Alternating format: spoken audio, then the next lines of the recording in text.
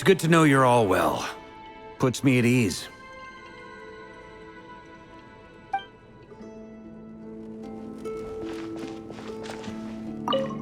I have confirmed that you are all in good health. With that, my work is now complete. Congratulations are in order.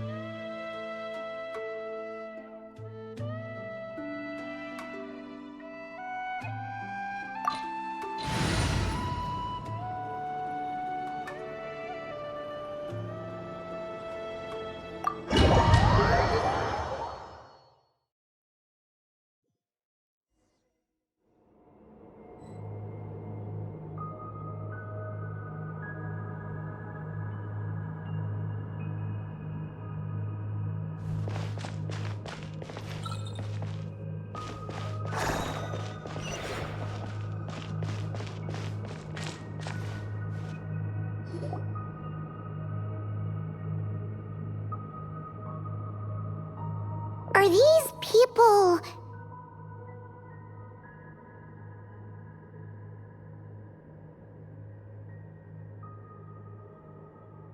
Judging by their clothes, they appear to be phantom Hyperboreans from the distant past. That could mean they have some clues about the moon goddess's name, right?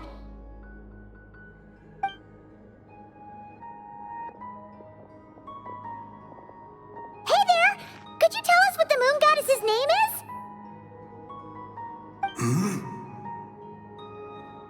Sorry. That's probably a weird question, huh? How do we explain this? The moons are long gone, and their goddesses are dead. Their names no longer mean anything. When a new moon goddess is born, we will surely know her name. We have used every last resource at our disposal. All that remains is to wait, patiently and quietly.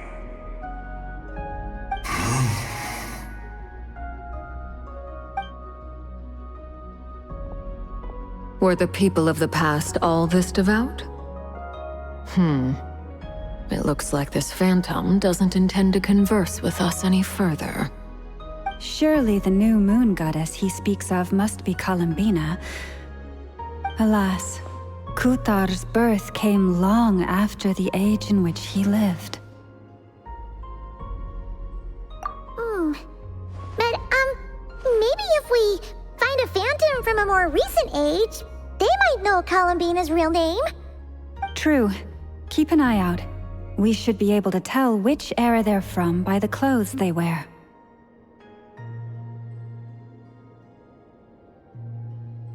Yeah, you've been pretty talkative this whole time.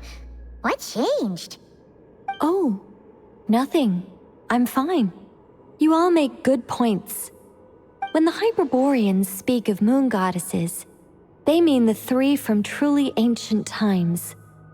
I can't imagine they would know anything about our current moon goddess. There once was a time when the moon goddesses blessed them greatly and protected them from harm. So, when the war between the gods and dragons plunged the world into chaos, it seems they looked once more to the moons for help, praying for a new goddess to be born. Yeah, that checks out. Let's continue on. Who knows what else we may discover?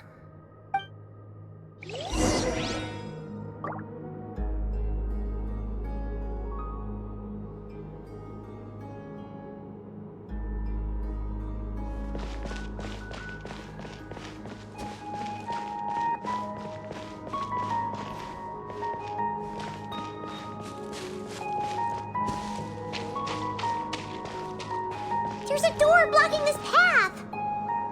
Not a problem. Try this.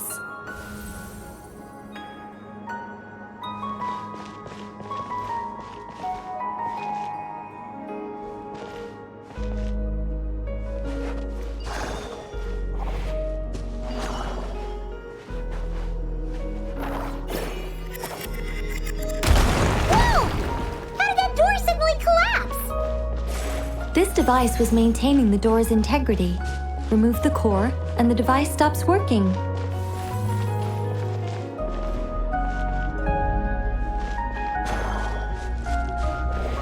Is this our destination? Impressive. More precisely, this is a device that will help us reach our destination. Let's go. We still have a long distance to cover.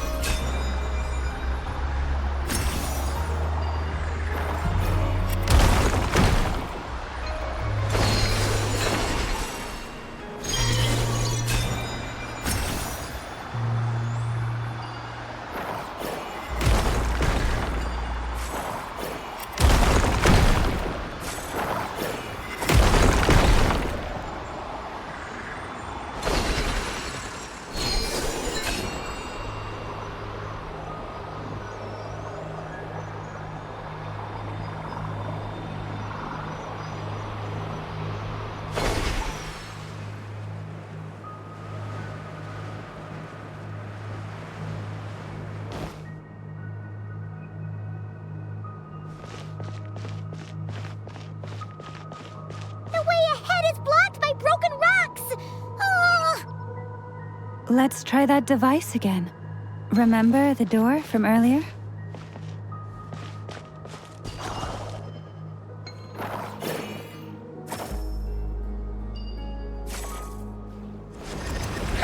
So it works in reverse, too!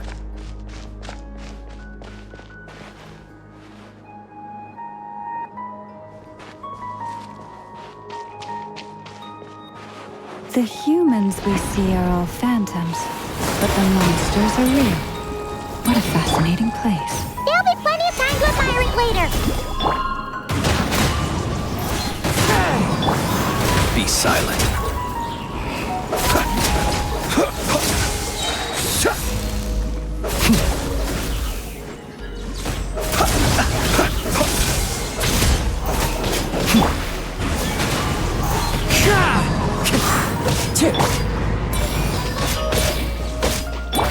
Quake! Into the wind! Close your eyes. Observe.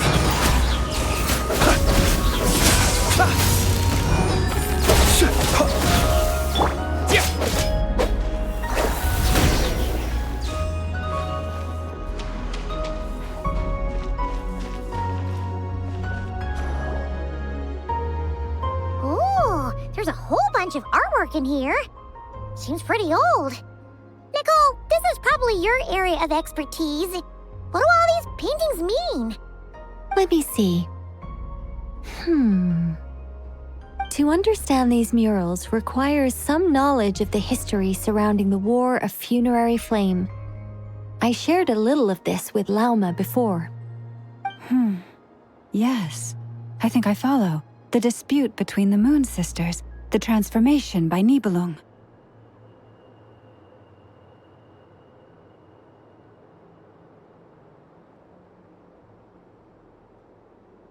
Oh no, it's no trouble. I'd be delighted to share the tale again. Alright then. Tevat's 3 moons and their goddesses were brought into being by the will of Nibelung, the then ruler of Tevat. But when the heavenly principles came, they changed the world completely, down to its very foundations. The moon goddesses were nowhere near strong enough to challenge this entity. But the heavenly principles did not view them as heretical entities that had to be removed. Essentially, the 3 moons existed to keep this planet alive and operational, which did not directly conflict with the heavenly principles' aims. Nevertheless, the inherent precariousness of this arrangement would soon be revealed. Nibelung returned. Yes. He did, and thus began the War of Funerary Flame, a battle for dominance between Nibelung and the heavenly principles. Discord would soon emerge between the three Moon Sisters. One would voice the opinion that they should follow Nibelung, for it was he who first hung the moons in the sky. Another would argue that taking sides in the conflict would only bring the world closer to ruin. There was no telling where it would lead, especially since their creator had returned bearing the perilous power of the abyss. Nibelung would eventually discover their disloyalty. He had all three imprisoned before transforming the moons into weapons with which to fight against the heavenly principles. What? Weapons? Yes, the very moons that had once defended the planet became instruments of death and destruction, striking terror into the hearts of all living things. And although the heavenly principles and the three Moon Sisters had once been at peace, it now seemed that the moons posed an unacceptable threat to Teyvat. It is possible that the heavenly principles did not know of the goddess's imprisonment. If so, the weaponization of the moons would surely have been viewed as an intentional breach of the peace agreement.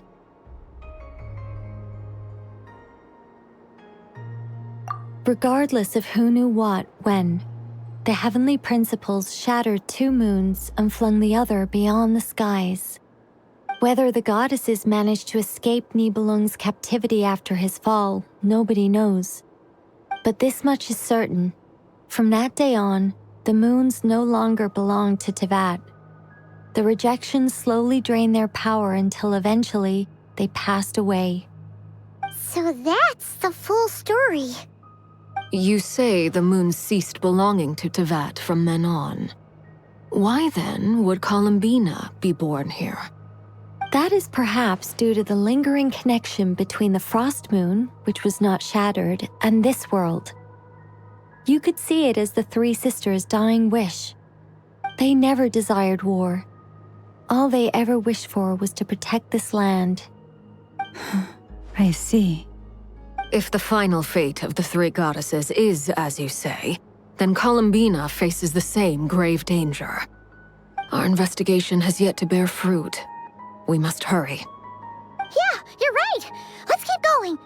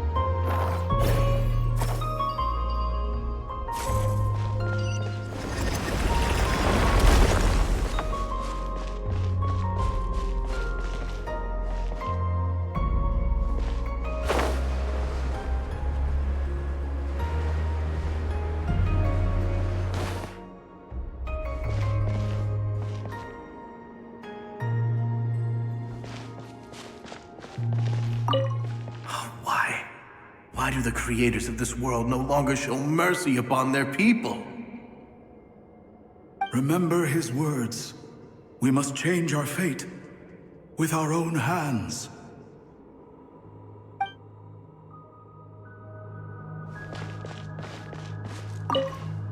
Should we trust him to keep his promise? We have to. There's nothing else we can do. Wait, that's odd. Who is he? Is something wrong? No, not really.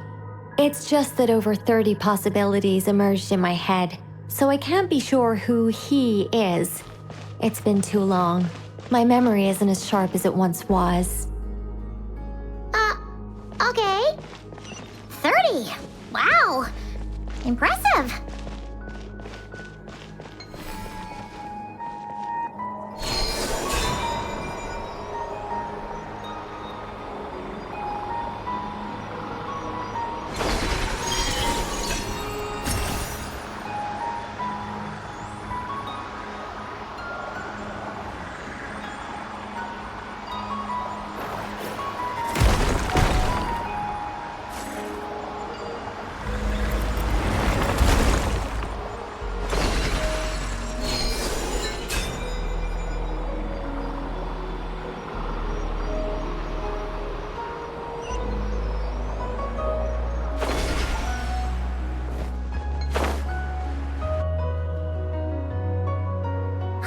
We're finally here.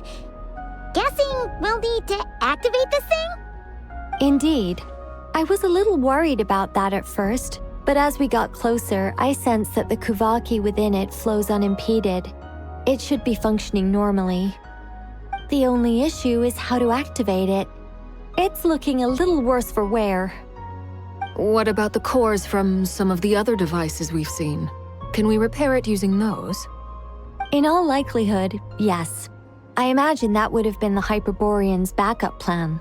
Let's look for some cores.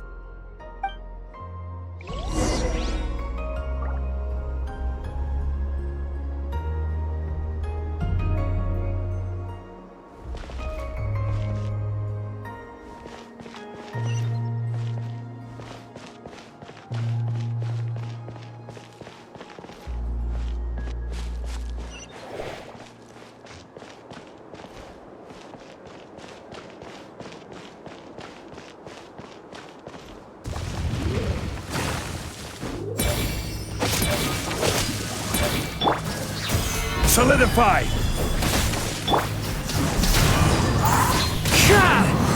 Order guide you. Clouds high. The birds come!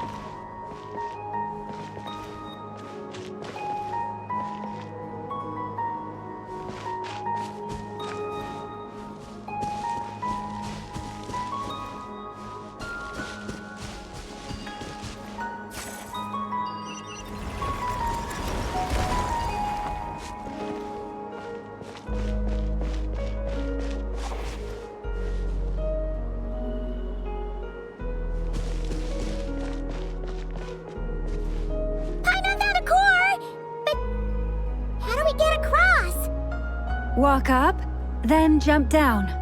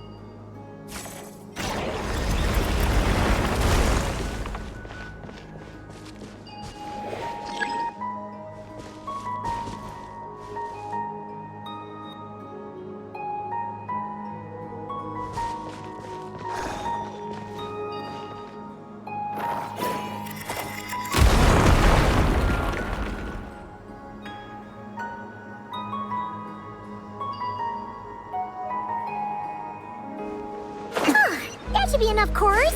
Let's head back.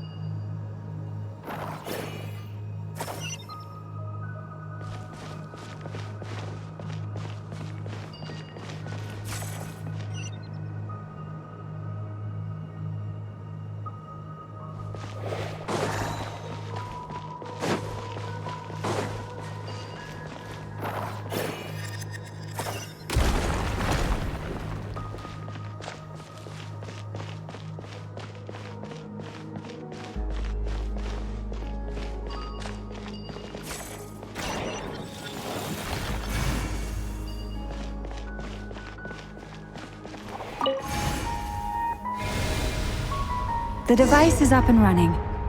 It's hard to believe that the ancients were capable of constructing such things.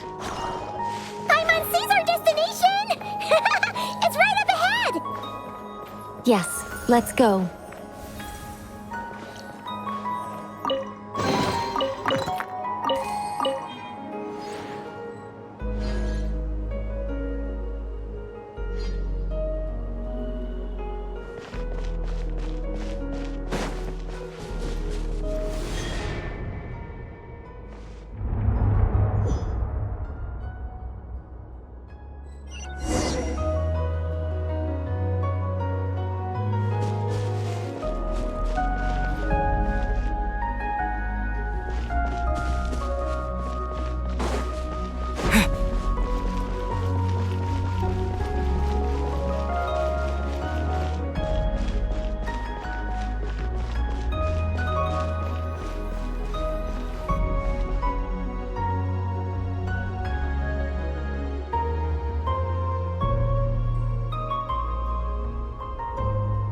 This is where the people of Hyperborea communicated with the moons. We need only place the moon marrow upon this platform on Moon Prayer Night, and we shall be able to open a portal to the moon and send our moon goddess back home. The assumption being, of course, that we can find her first.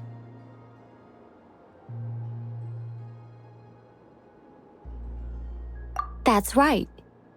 You want to know if it's safe there, don't you? And yet, she has no choice but to return. You know this. Oh, that's not the only issue here. This is the end of the line, right? We've explored everything we can. And despite looking at historical artwork and talking to people from Hyperborean times, we're still no closer to learning Columbina's name. If it's not too much trouble, could you tell me exactly what Alice said to you about finding her name? Oh, sure. What she said was... Then your first job is to find it. As a moon goddess, I'm sure she must have a name she identifies with. Neither Columbina nor Kutar is her true name, And she's never really accepted either of them. Is it not also possible that she has never had a true name? Not at any point in history? That would be a hard pill to swallow. But at this point, we may have to accept that that is the truth. No one knows how she came into being, and she certainly doesn't have parents in any sense that we're aware of. Perhaps she was never granted a name at all. But does that mean there's no way to get Columbina back? She's just gonna disappear and there's nothing we can do about it? Huh? Wait, why all this pessimism? Was it the way I phrased this question? You all seem to be taking this in completely the wrong way. Well, just because she's never had a real name in the past doesn't mean she can't have one now. What? Think about what Alice said again. She never once said that you'd have to find a new name, did she? Are you saying what I think you're saying? Yes. Names are anchors that connect us to the world. If she doesn't have one already, then all we have to do is create one, no? It's like... yes. Traveler, when you first arrived in Teyvat, do you think you would have turned around if someone behind you shouted, "Hey, Tumaini"? But what about now? I understand what you mean. Life is a long journey. Even the friends and family by our side can change over time. When people call you by different names, what matters isn't so much the words themselves, but what they symbolize. And of course, whether that resonates with you. Lumine. So, close your eyes and picture the moon goddess in your mind. If you were to call out to her in this moment, what would you say?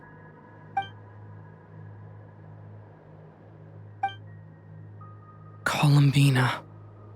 Columbina. Paimon would call her Columbina too. Well, she has long forsaken everything that Kutar represents. I think from now on I should call her Columbina too. Well, it sounds to me like you found your answer. Are you sure? Is it really that simple? We haven't found her this whole time, and not for lack of trying. For a journey like this, the process is every bit as important as the outcome. Had you not searched far and wide, rejecting every other answer you were offered? How could you have come to an answer you felt was finally correct?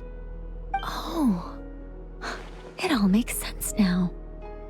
This has Alice's fingerprints all over it.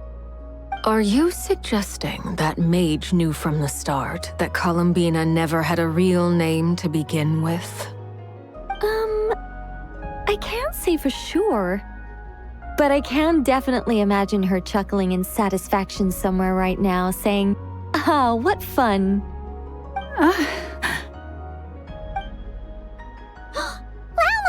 Your antlers! You should hurry. The festive moon has begun to rise. Do not worry, for when you called the name Columbina just now, I could sense that the power within was enough to summon back the moon goddess. The power within what? The name? Yes. So, the thing is...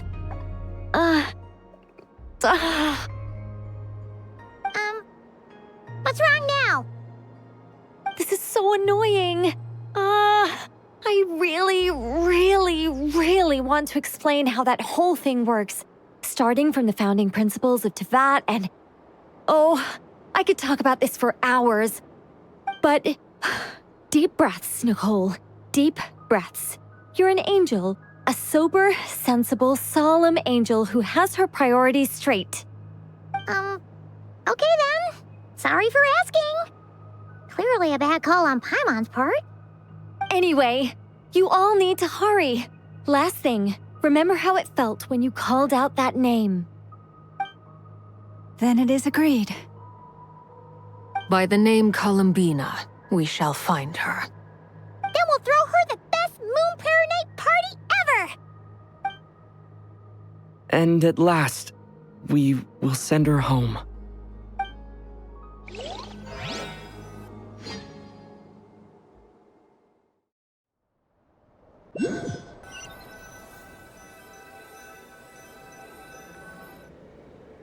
I can barely move anymore. My consciousness is fading away. Have they come back out? I'd love to see them one more time.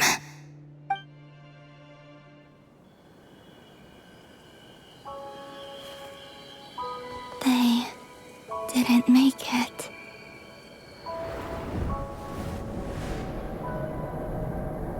Could you tell me your name? My name is... Columbina!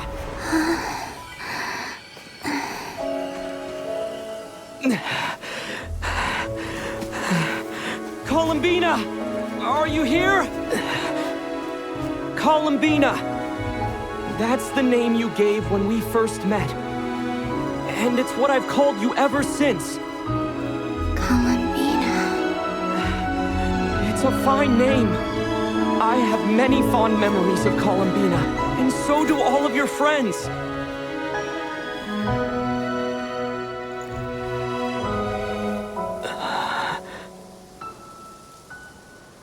If you like this name,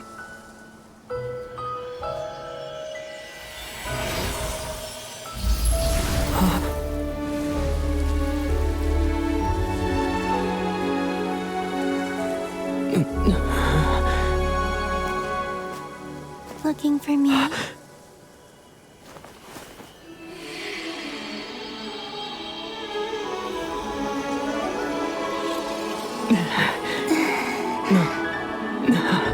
like it. You can carry on using it. My name is Columbina Hyposelenia.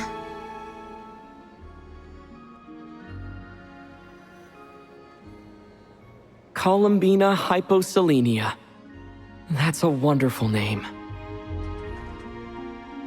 I never thought that Columbina would become my real name.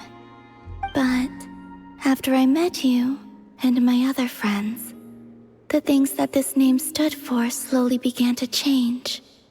It went from being a Fatui code name to something my friends call me.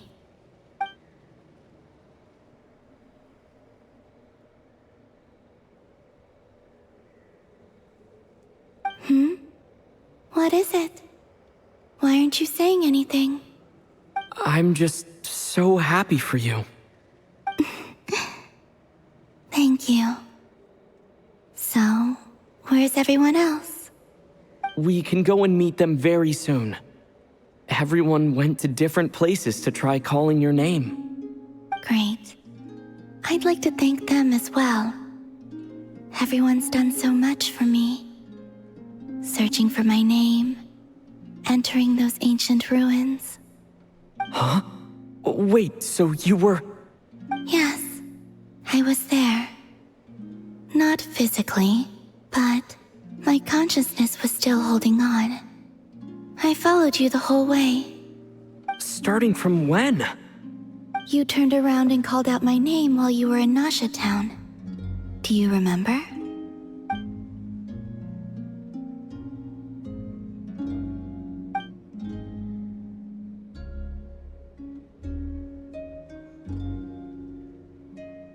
Let's go. We don't want to keep them waiting. Sure. In that case, come with me. But... Before that, could you call my name one more time? Sure. Come with me, Columbina Hyposelenia.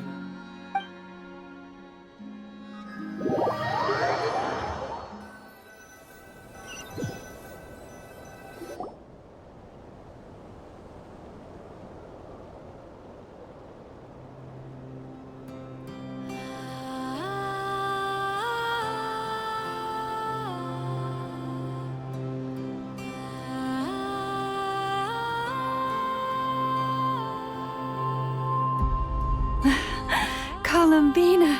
Oh, this truly is wonderful. Llama, I can't breathe.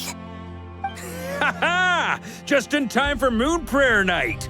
It's good to have you back, Miss Columbina. Yeah, we were worried sick. Thank you, my friends. With your help, I now have a name that belongs to me. Columbina Hyposelenia. Where's the second half from? You added it yourself? That's right. It means... Born beneath the moon. Yes. And by extension, it can also mean born beneath this world. A fine name. Now, as much as it pains me to interrupt this beautiful reunion, I feel obliged to remind you that the Moon Prayer Night celebrations in Nasha Town have already begun. Don't you want to enjoy the festivities? There's so much to see and do. And some of the ambient lighting and entertainments were sponsored by the kind souls in the Hexen Circle. Nicole? Why have you turned into Dodoko? So you're Miss Nicole. Thank you for helping us, and for helping me find my name. It's nice to finally hear your voice. You're quite welcome. Guiding lost people to hidden treasure is what we Seelie do. And if you ask me, spiritual treasures are far more precious than material ones. Chests are all well and good, but this was what it's all about. Ah, so satisfying. Anyway, I had to go help Alice. It seems like she ran into some trouble. That's why I couldn't be here in person. But don't worry, we're with you in spirit. We'll be celebrating right along with you. Keep an eye out for the Hexen Circle's festive stalls in Nasha Town. I think you'll like what we came up with. Alice said she even managed to rope B in this time. The Frost Moon Scions have also prepared various attractions. I believe Aino, Ineffa, and their crew are setting things up as we speak. On that note, Nefer, about that request I made. It's all in hand. Yehoda is on site to ensure that everything goes off without a hitch. Wonderful. In that case, Traveler? Huh? Come on, Columbina. It's time to celebrate the best Moon Prayer Night ever.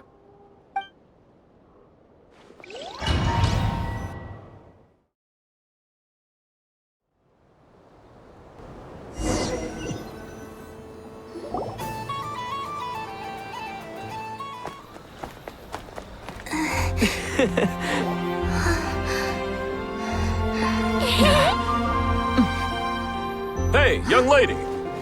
Would you like some Moon Prayer Night candy? Happy Moon Prayer Night. Oh, yeah. I almost forgot to say. Welcome home, Moon Goddess.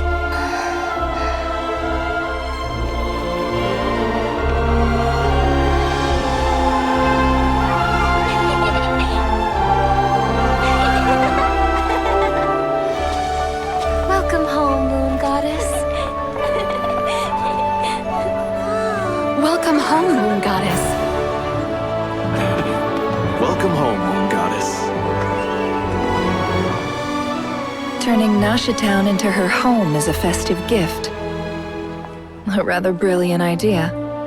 Perhaps this is what Nodcry, Columbina's home, should have been like all along.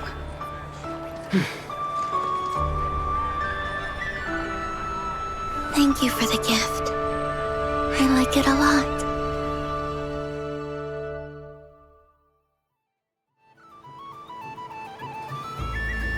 This feels like the surprise of my life.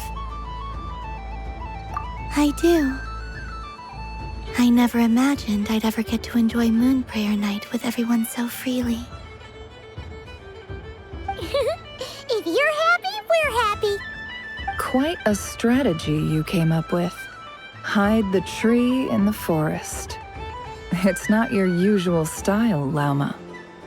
Is there something about Moon Prayer Night that enhances what's in your head as well as the antlers on top? Apparently so. It even inspired a perennial penny pincher to use their resources for a greater cause. It truly is a magical festival.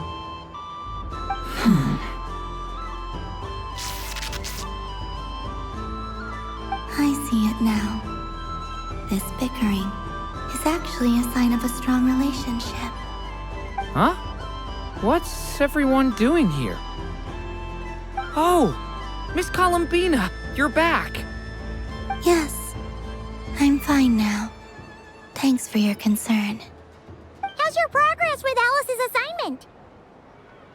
Very well indeed. I've never heard her sound so excited. Not like this. This time, her excitement seems more serious. Seems like she's had a major breakthrough. She said she'll contact us once she knows more. In the meantime, we're free to relax and have some fun. Enjoy the time off while it lasts. I have a feeling that our next task won't be so simple.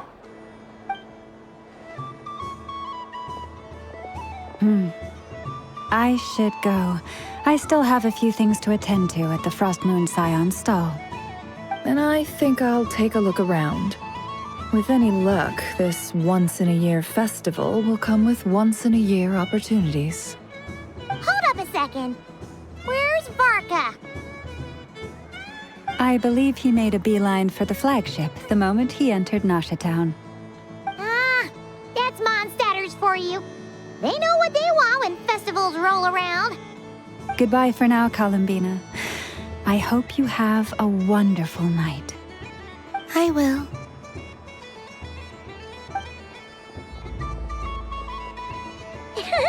Well, in that case, don't just stand there. Get out there and have some fun. You'll definitely get a warm welcome at every stall. Oh, also, take this map with you. It's a guide to the festival.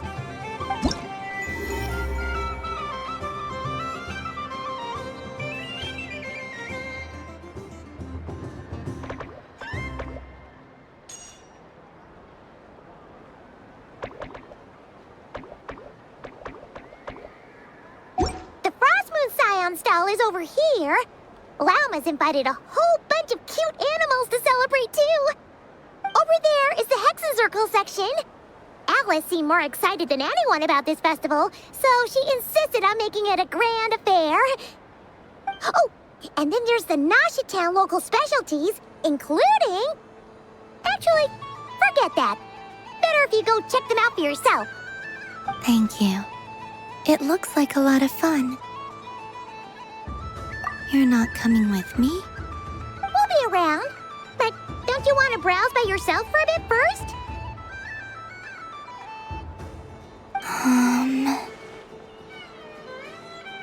Yep. If you find something you like and want to try it out together, just give us a shout. We'll be right with you. Otherwise, just relax and enjoy yourself. There's so much on offer, so try to experience as much as you can. And don't forget to stuff yourself with all the delicious festival food!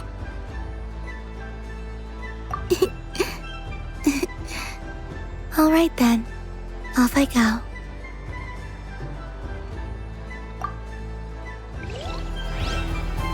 Where should I go first?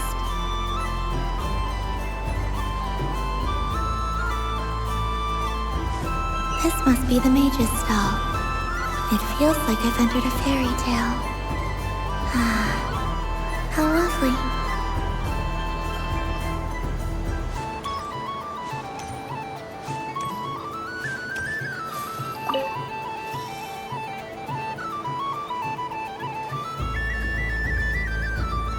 I wouldn't say it's unfair, exactly. I mean, your voice goes right into people's heads. How would you explain that to the kids? You can't just explain it away as magic. Is something the matter? Ah, Miss Columbina! No, nothing you need to worry yourself about. Ah, impeccable timing. Stick around for a second, Miss Columbina. I need your input on something. This self-proclaimed Knight of Justice has yet to give me a satisfactory answer. I, for one, would like to hear your verdict on the matter. Hey, now, I left the flagship just to help you out, Miss Nicole. What's going on? So Alice and I are both using long-range remote control spells that work on similar principles, allowing us to attend this festive fair in Dodeco form. Sorry, let me backtrack a little. While similar, there are some key differences. Alice, being a great mage, wanted her Dodeco to reflect something of her own charm and mystique. So she adjusted the way its tail moves when it spins around. An entirely gratuitous move, in my opinion. I hardly see how anyone is going to notice that. If anything, I'd say that anyone who stares intently enough at a Dodeco's tail to notice such a small detail is someone we ought to be highly concerned about. I only say this to emphasize that my question has nothing to do with tails. Now that we're clear on that, why is Alice's Dodeco permitted to interact directly with the children celebrating Moon Prayer Night, while mine is not? Your voice speaks directly into people's minds. See? Exactly what I said.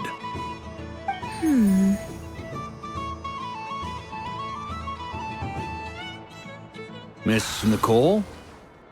Ugh, I can't stand it. I know that probably makes me sound like a whiny child acting out in front of their parents. And it's a little embarrassing now that I think about it. But hey, I've said it now, I can't take it back. That would be even more embarrassing. Also, don't go reading too much into that analogy.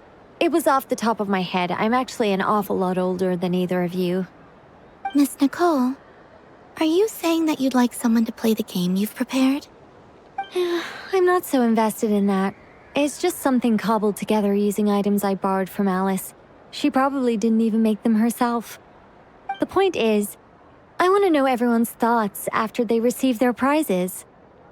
But as you've said, I can't just ask. I've been biting my lip for so long, and I've had no one to vent my frustrations on. I thought this was going to be a nice, straightforward festival where I'd get the chance to guide people to treasure. Well, can I play? I can't guarantee that I'll win a prize, but... You will? I'd like to try. Then what are we waiting for? Let the game begin! It's like they forgot I was ever here.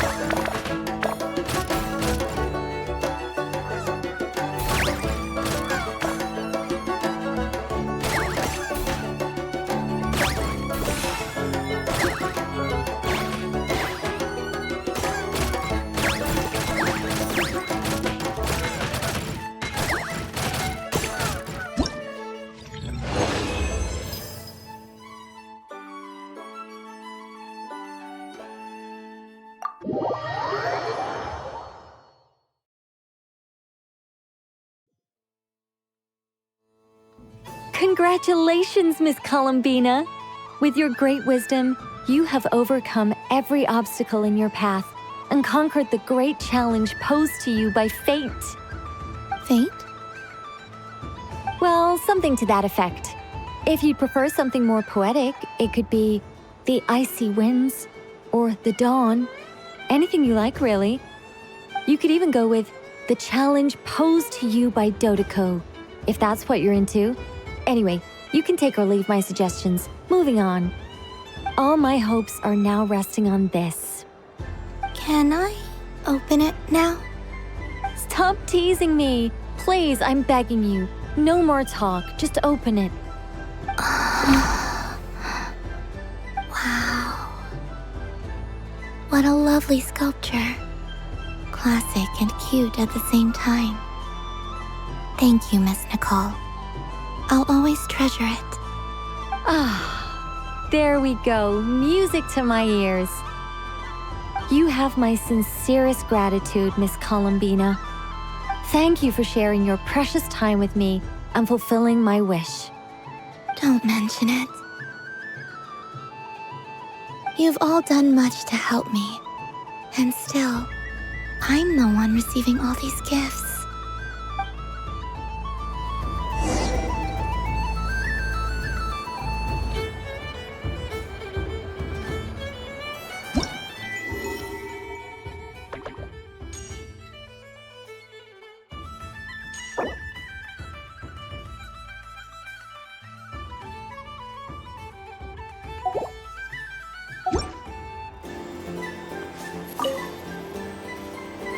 A soft and furry creature that bounces and jumps.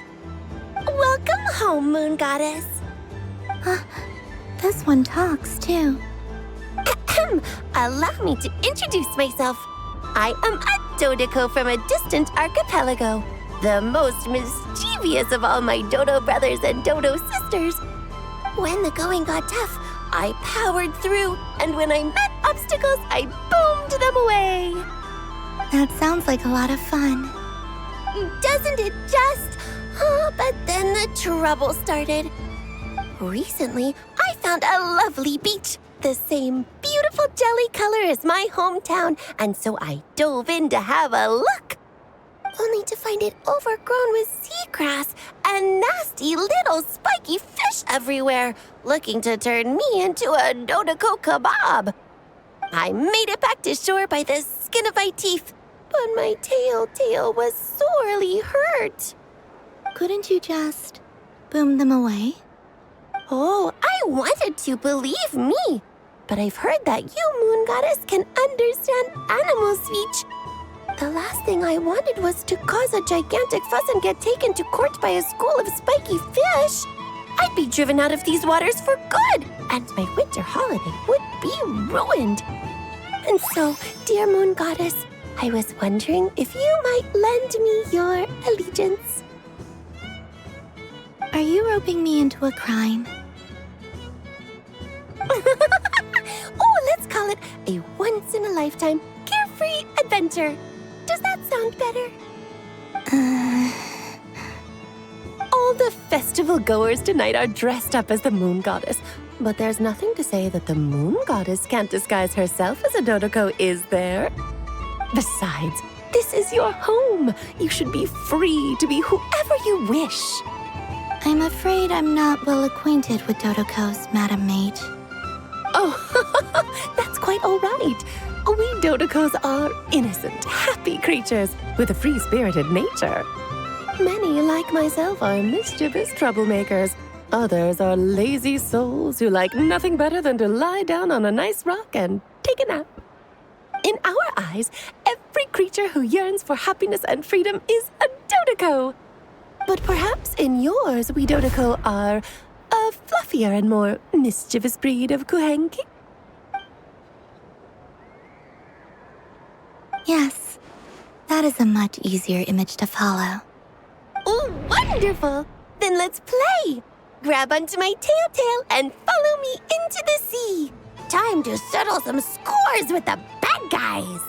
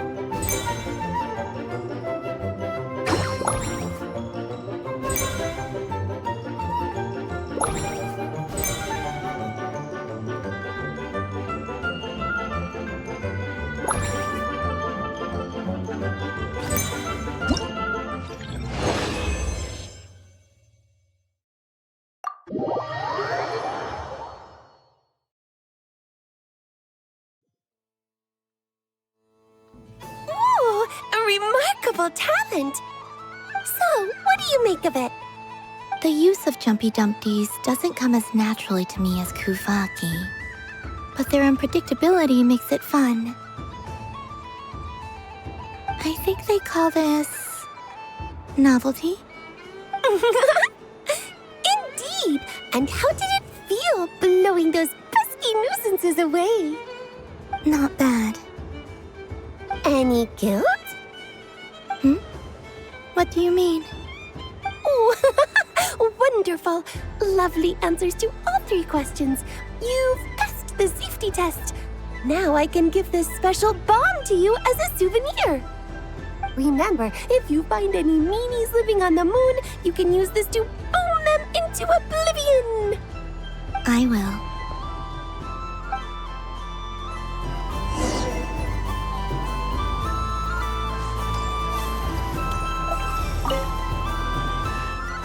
It'd be rude to just leave without saying anything.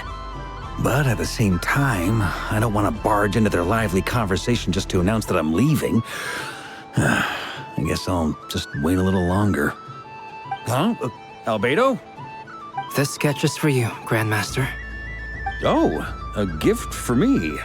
Thanks. Let's see what you've done for me. The North Wind left in a lurch.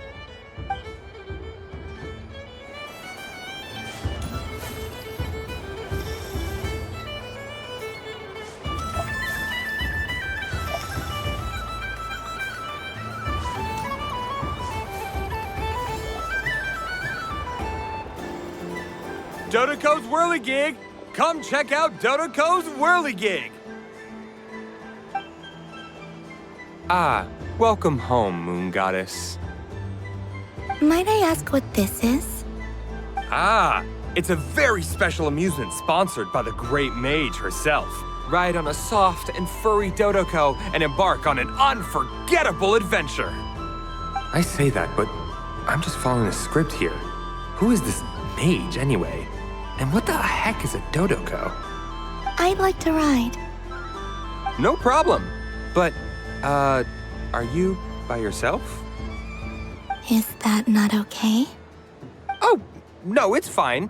It's just that each Dodoko can accommodate 2 passengers. Would you like to bring a friend along? My friends... should do it. Now, we just need to get everyone else to draw something on it too. But we gotta keep it a secret from Columbina. Traveler.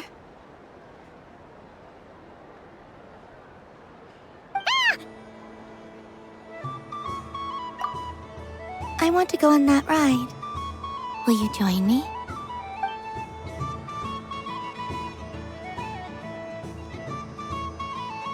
Let's go then. Don't worry. Paimon will do the rounds. You go have fun.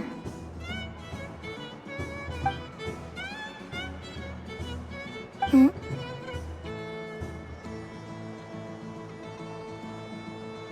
All right. I think we have to wait in line over there. Please take your seats. For safety reasons, you mustn't try to leave the ride before it comes to a complete stop. All right, you're all set. I wish you both a wonderful journey.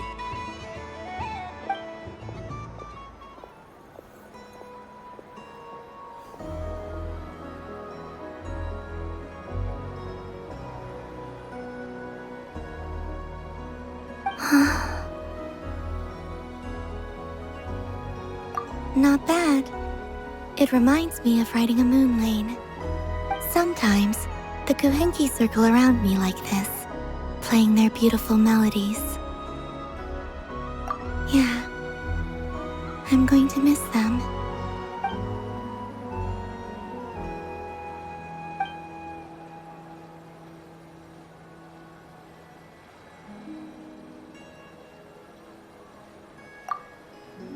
It does.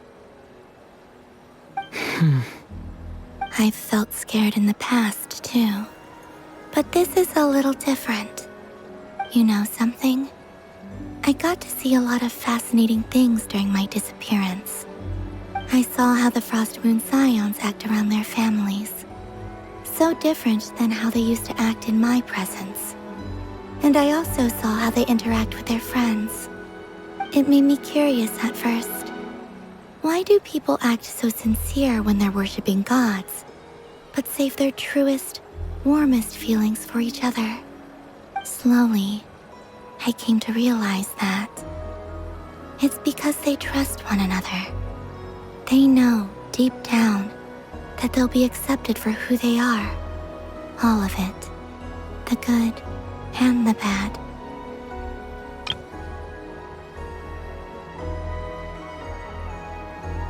I know. I knew it the moment you started calling out my name. What I fear now is the end. I fear losing all this the very night I have gained it. Hmm?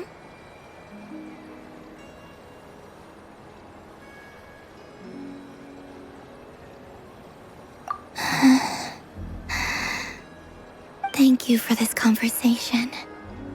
Thank you for listening to me. Don't worry. This fear I have, and the unknown that awaits me, they cannot hurt me. Not when I possess a treasure far greater. I just want you to remember this version of me, the real me, on this final night together.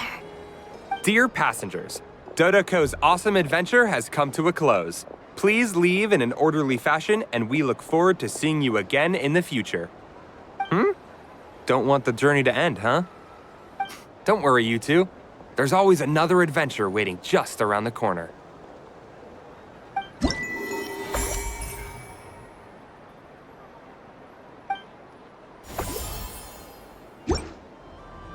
So this is the Frost Moon Scions area.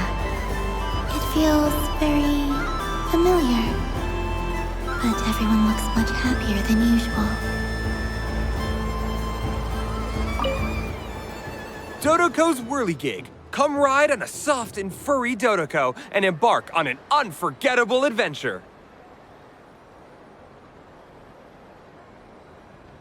Of course, Moon Goddess. This way, please.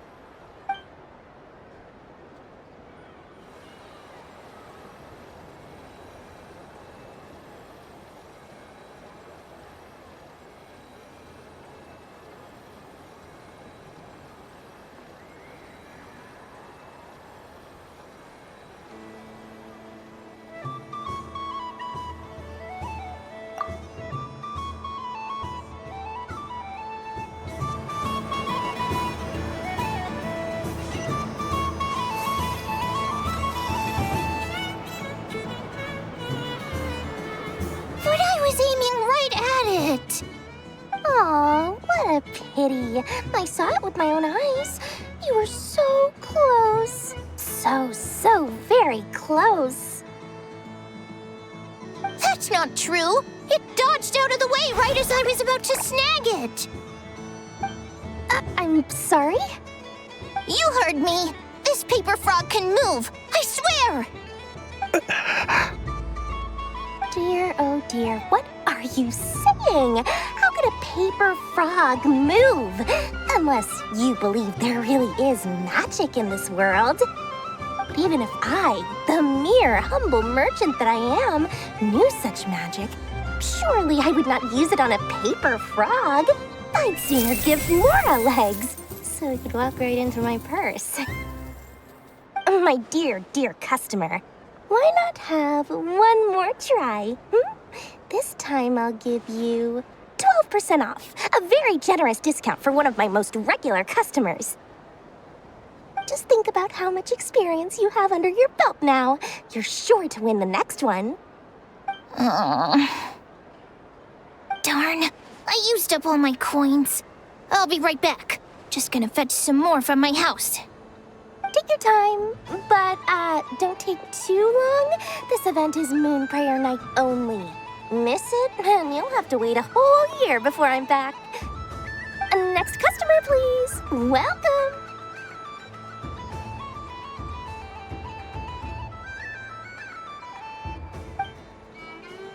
Hello. Whoa! What's this big one doing over here? How do I tell my employees not to go running around this time? Shooting them a glance won't work. I haven't known them long enough. Dory? Why, hello there, Miss Columbina. Would you like to play my ring toss game? The rules are very simple, and it's easy to get the hang of. How much for a round? Oh, first time's free. Not a single Mora. After that, well, we can cross that bridge if and when we come to it. But with your sharp skills, I'm sure you'll win all the prizes in one fell swoop. That was an obvious enough hint for them, right? Right?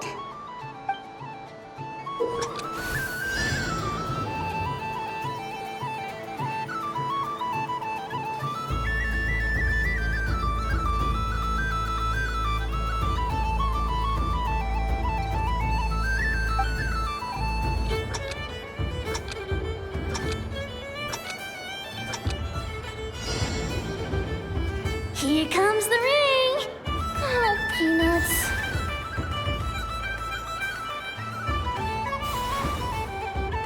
Change tracks! Roselle, should we move or not? Just a tiny bit. All right, then I'll... Oh, sugar plums, not the clock hands. How do I move the legs again?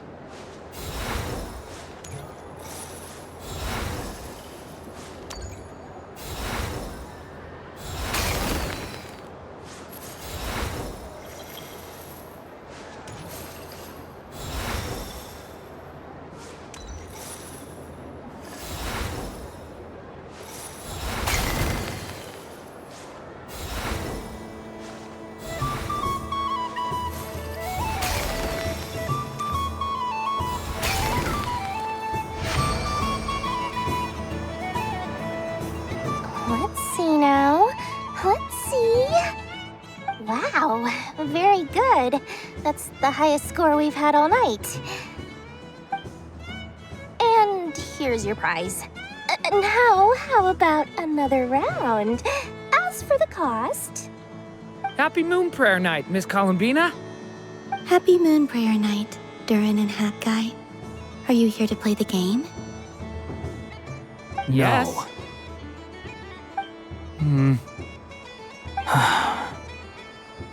You said we were just coming here to say hello. I did, but then I recognized a few more people as I got closer. Do my eyes deceive me? Is that... It's our little dragon. He's all grown up. Someone's popular. Well now, since you came all this way, why don't you try out this lovely game we have going? First try is free. He'll have a go. I'll pass. It's only one free try per customer. You can't give your try to him. I'm aware. How has Elder Almond been lately? He's in great shape. He goes for a run in the forest every morning to stay fit and healthy. He tried to go boat racing with Firecracker a while back, but he couldn't even make it onto the Lotus Leaf. Firecracker was in fits of laughter. How about you, little dragon? Can you still fly? Yes, I can. But you've become less chatty. Has growing up been tough on you? We call that maturity. You know, the thing people sing about. The knight wields a sword of stone to defend those hearts that are made of gold. Stone is very heavy. That's what keeps them from talking too much. That's awesome! I want to be a knight when I grow up, too. Ring, here I come!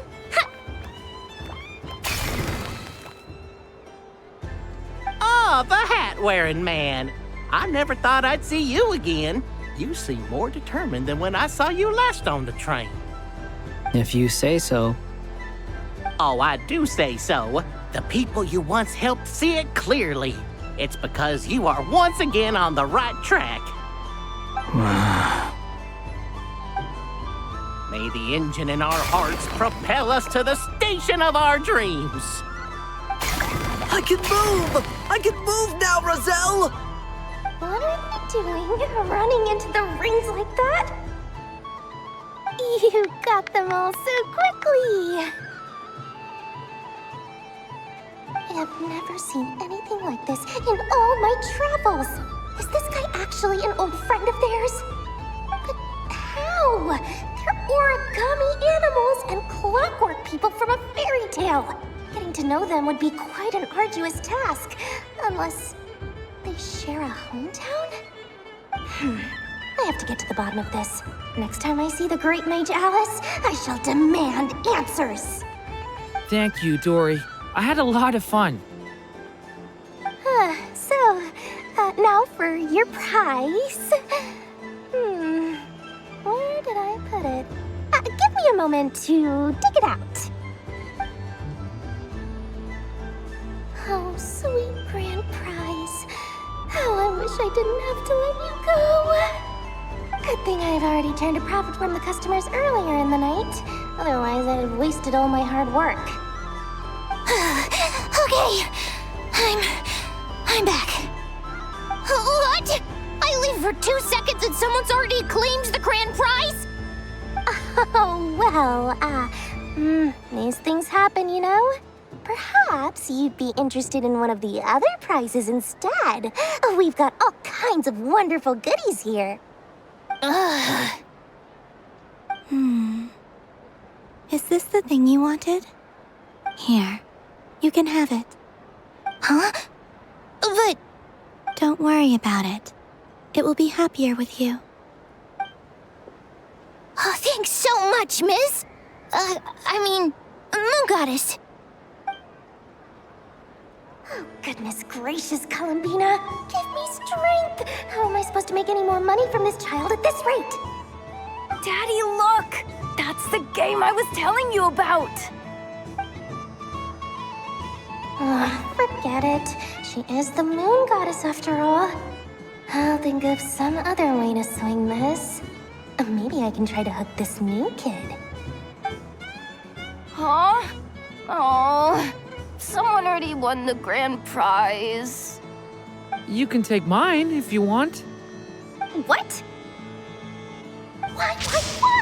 Why are all these bleeding hearts coming here to ruin my business? Happy Moon Prayer Night, everyone. Happy Moon Prayer Night.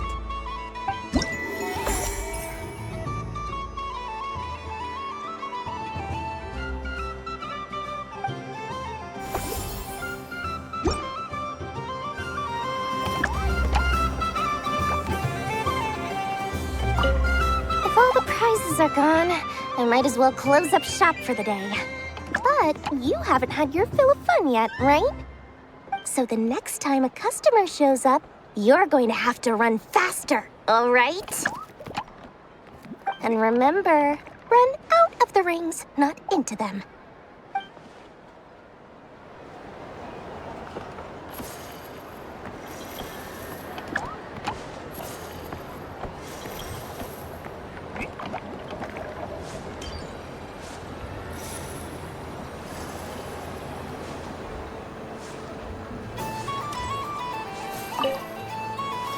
Done being a do-gooder yet?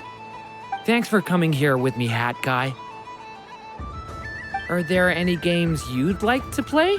It's your turn to pick. I'll come with you. Why does that hamster think you've grown up? You haven't changed at all. I know you don't mean that. You're just taking the opportunity to make fun of me, aren't you? Even if you won't admit that taking some time to compose yourself is important, I can see that you're doing it in practice. Otherwise, you'd have taken off your hat and flown away by now. Looks like Albedo's socialization program has been far more useful to you than all those Vahumana textbooks.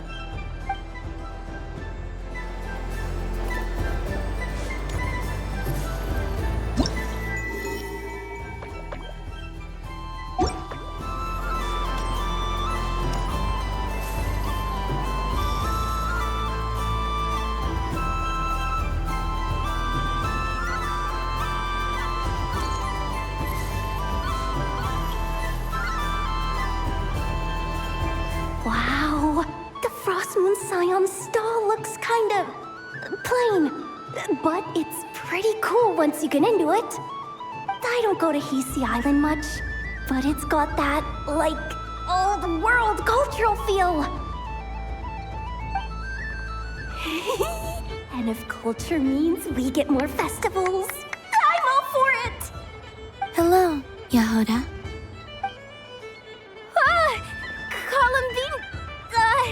Hello, Moon Goddess. That was too close. I almost gave the game away in front of the staff. Oh, wait, what's the deal with her shoes? They don't make a sound when she walks. I could do with a pair of those. Do you like balloons too? Balloons? Oh, you mean those? What's so fun about balloons? I'm not a kid anymore. They're probably more up Aino's alley. Yes. The animals seem very curious about these strange flying objects. I was drawn here by their voices. I recently learned a fun new game you can play with balloons, so I decided to come and give it a try. A new game?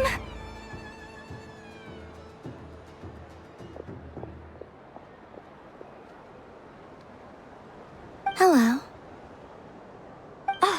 Welcome home, Moon Goddess. Here to buy some balloons? Yes. Could you give me a few that haven't been inflated yet? Are you sure? I guess it's not a problem, but... Yes, please. Thank you. Uninflated balloons? But those are just little rubber pouches. What does she want with those? Would you like to play the balloon game, Yahoda? Huh? Sure. I guess. How do you play it? Wait here a moment.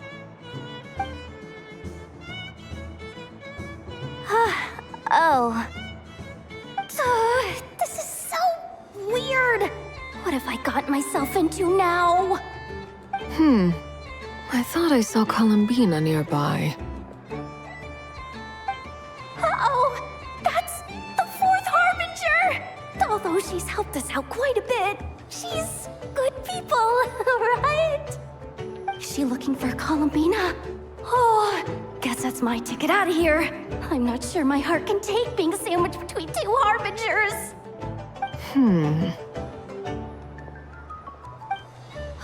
Which stall is she checking out? Oh, it's that other Frost Moon Scion's one.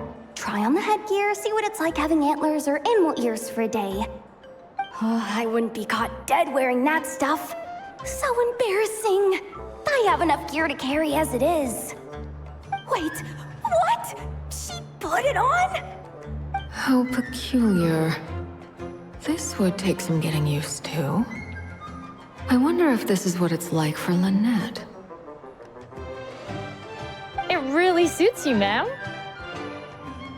What is this?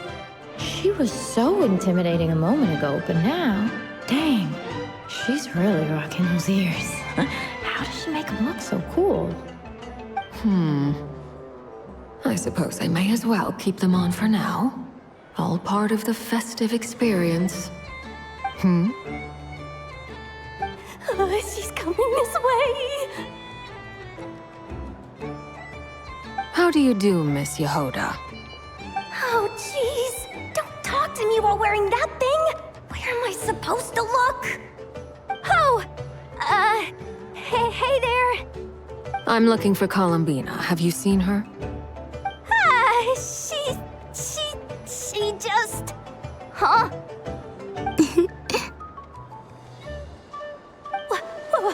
Wait, is that what she meant by balloon game?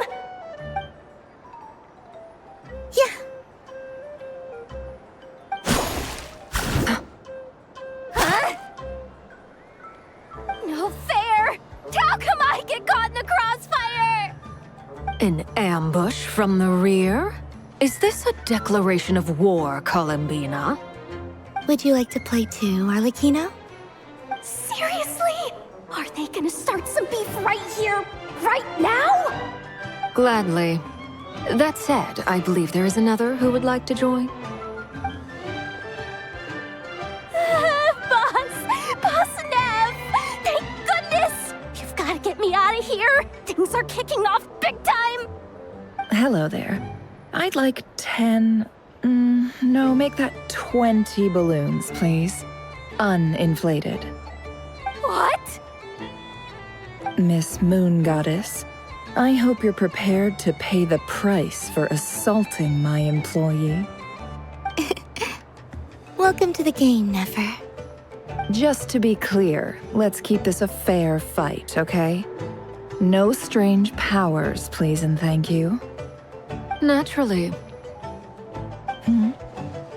Don't just stand there, Yehoda. Aren't you going to team up with me? Huh? Do I have to? Of course. Don't forget, the Curatorium has a reputation to uphold. I knew something like this was gonna happen.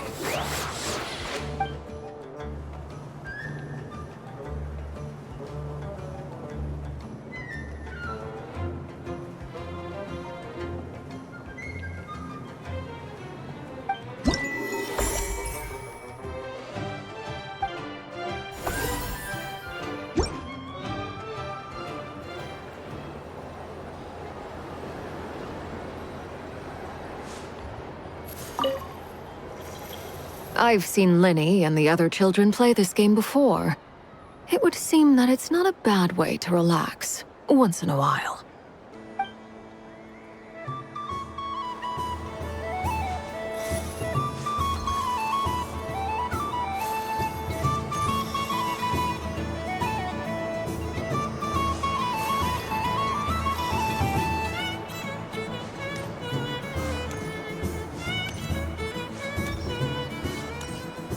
There are so many attractions here.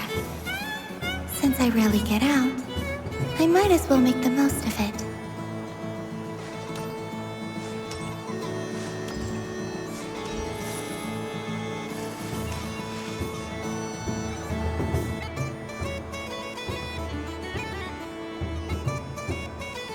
This doesn't make any sense! How am I losing every single time? Wait, Inefa, you're cheating, aren't you? Yeah, that must be it. I am not cheating, I know. Uh-oh, sounds like Inepa's turning into a big baloney bot. I think it's time for some serious maintenance. Moon Goddess, help me. Miss Columbina, I know, is attempting to cheat. What the? I'm not the cheater. You're the cheater. How dare you throw it back at me?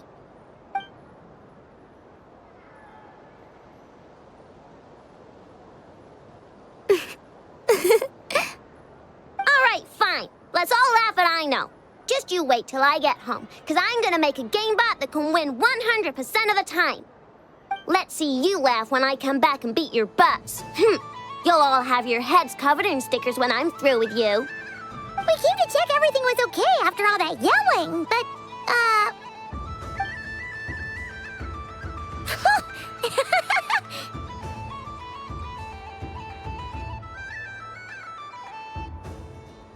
Whatever it is, it sounds like cheating is allowed. Kuhenki concentration. Each player starts with differently colored kuhenki. Each round, they draw one kuhenki from their opponent. When a player has two kuhenki of the same color, they make a pair and can be discarded. Any that can't form a pair must be kept. The round ends when a player can't form any more kuhenki pairs, and that player gets a sticker.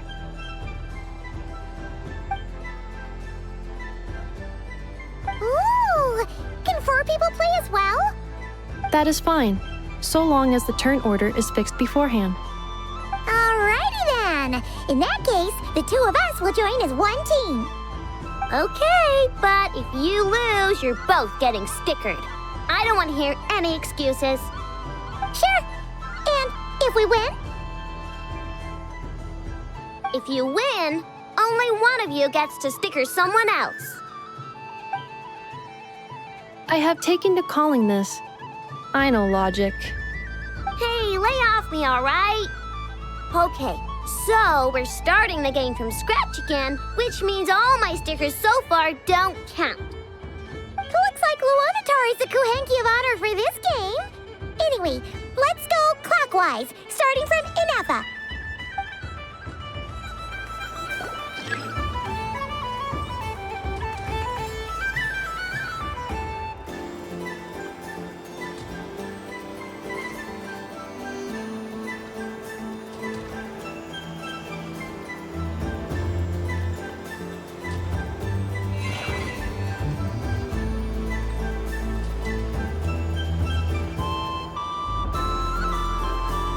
Nice! That's a pair!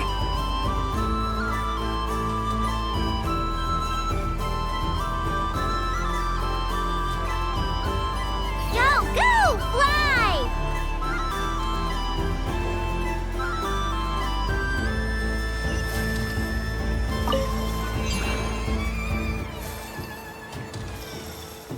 Go on.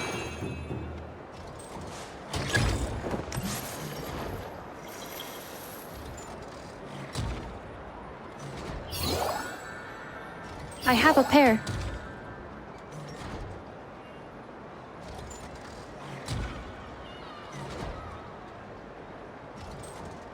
Uh-oh! We've got to pick up the pace!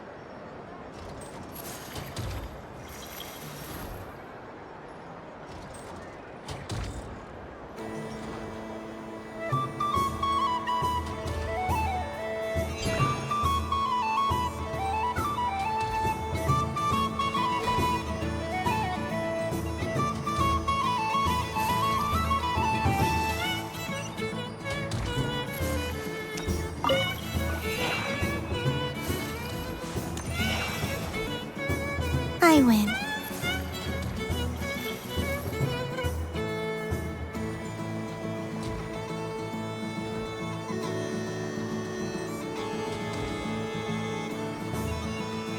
Phew, that was too close.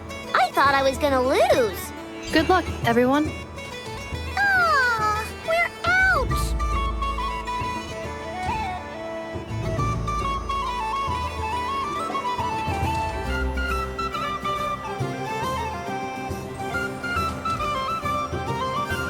Let me pick a good one.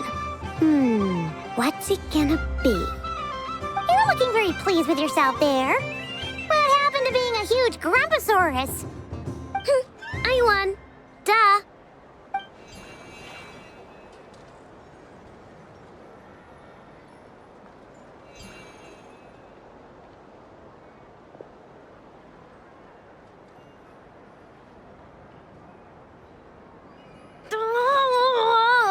Me again? Don't fidget too much, Aino, or the sticker's going to fall off. I don't care. If it falls off, it falls off. If a pair of Kuhenki get discarded, why not a pair of stickers? Huh? Huh?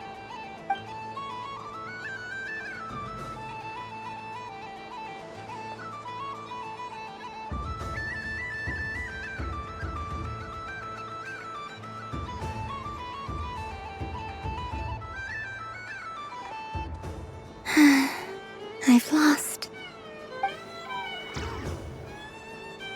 Sticker, sticker, sticker!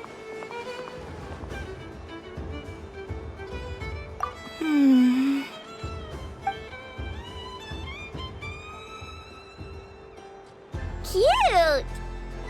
You think so? Shame. I can't see it for myself.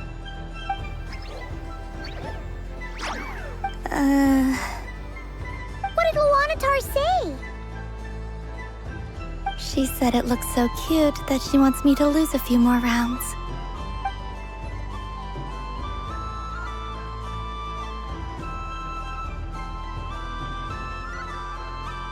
Who put these stickers on Paimon's eyebrows?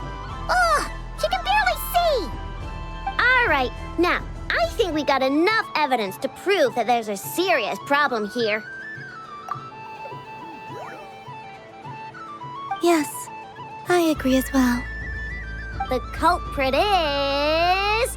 Inefa! Culprit? What did I do? Quit acting dumb, Inefa! You're not wriggling your way out of this one. I've been watching you.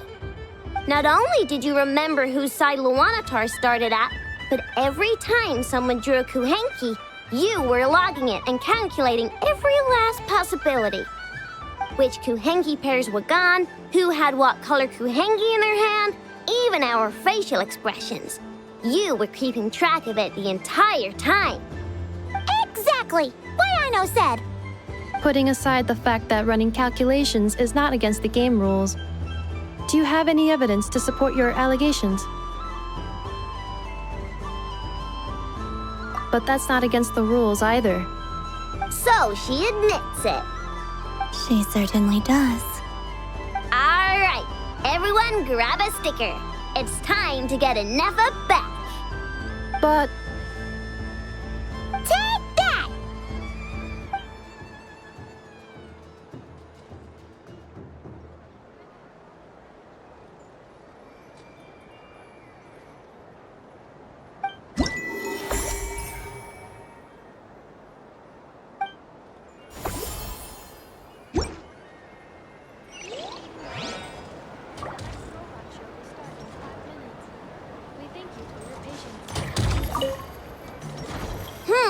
I'm never playing games with you ever again, Inefa.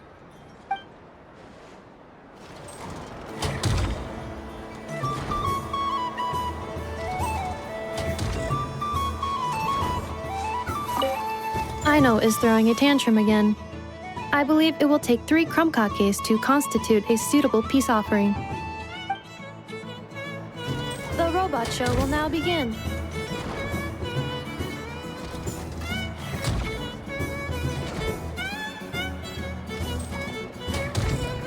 Please welcome to the stage, Cool Your Jets Ducky. Combining precision engineering with water cooling technology, this high-performance sprinkler fires powerful, controlled balls of water for up to 14 seconds at a time,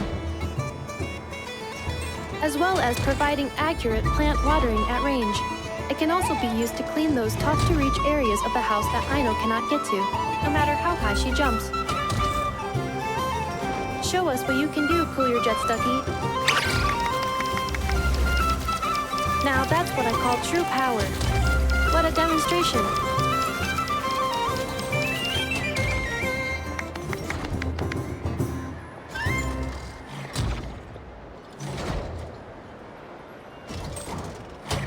Dealing with stage waterlogging. Task complete.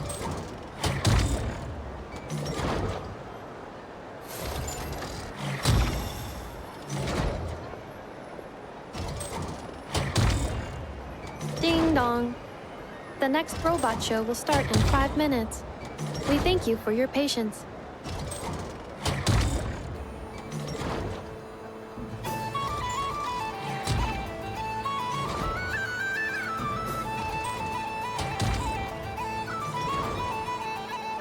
The robot show will now begin.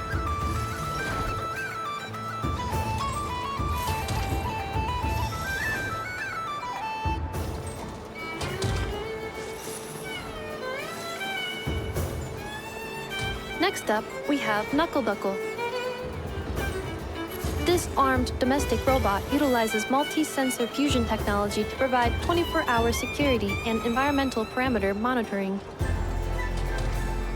Duster mode redefines the meaning of dusting, providing our companions with a holistic, thorough, and effective cleaning service for the long term. Take it away, Knuckle Duckle.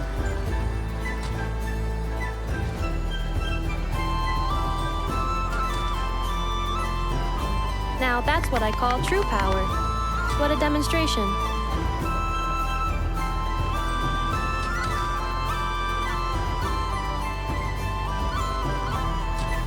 Clearing stage of Kubaki stamping die. Task complete.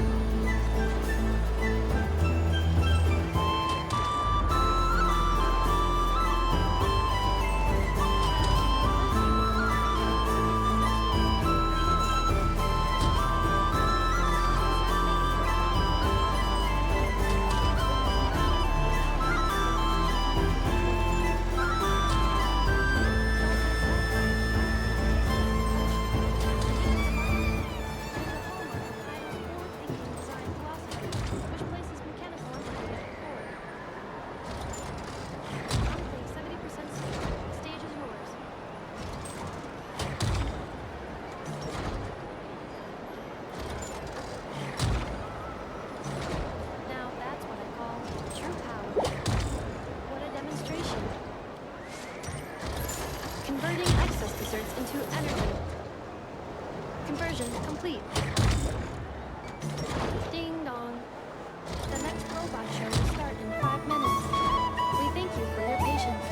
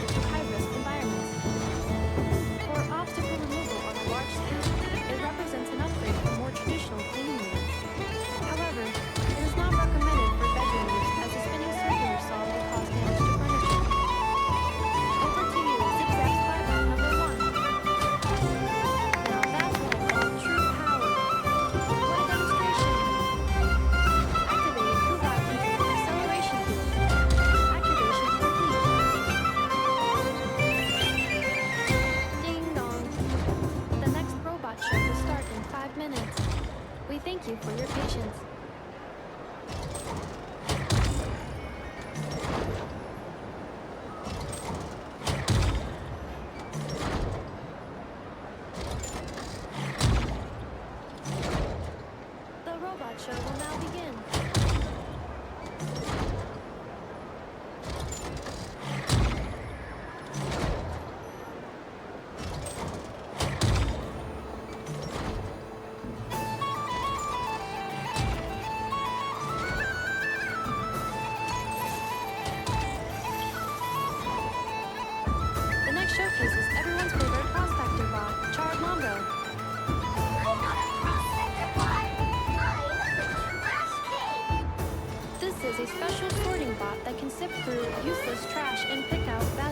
treasure. Its manufacturing history remains a mystery, but Aino and I are both delighted that it has joined the craft shop family. Now, how about a demo, Chard?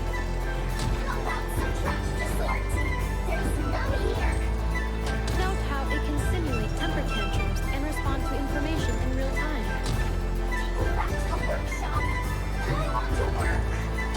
Now, that's what I call true power. What a demonstration. Now, syncing navigation wrap with Little Chard. Sync complete.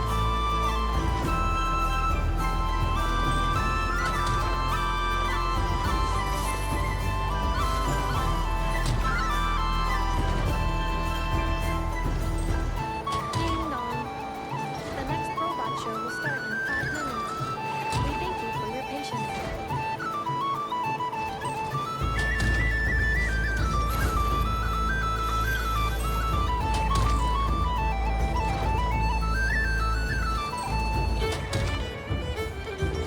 The robot show will now begin.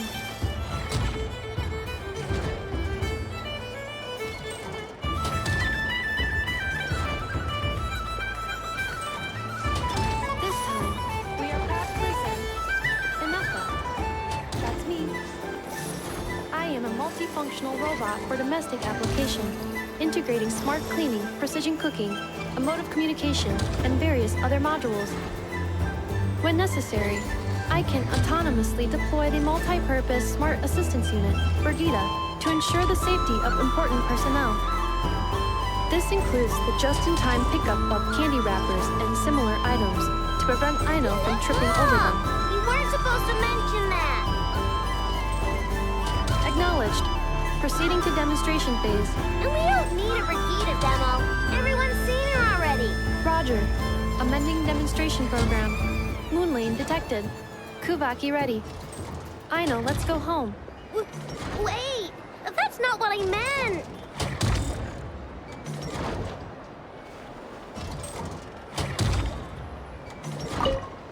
Aw, I really thought you were gonna send me home. When did you learn to scare people, huh? Bad. Bad enough. Do you see this, Aino? It's a crunkake! You made it yourself, didn't you? Wait, how do you know I was hungry? Correction. You are not hungry. You merely desire food. However, consuming extraneous snacks is acceptable during a festival. Come, celebrate Moon Prayer Night, Aino. Yay! Oh, you're the best, Enougha. Festivals are awesome.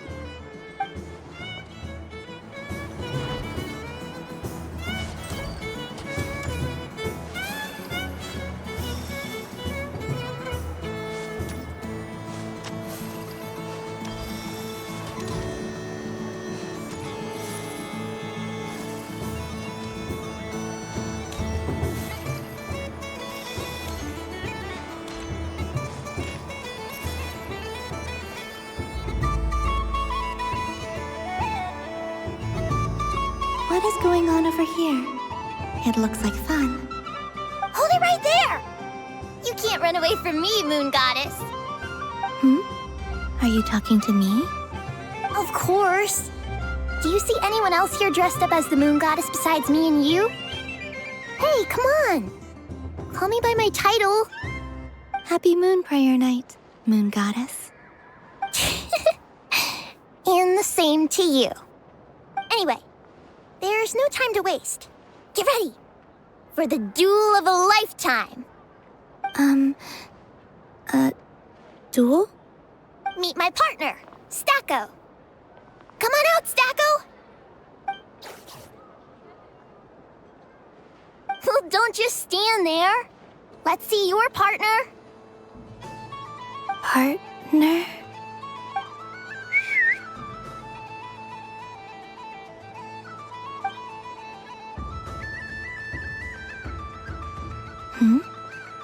So I need to select a partner and command them in battle. Partner. I need a partner.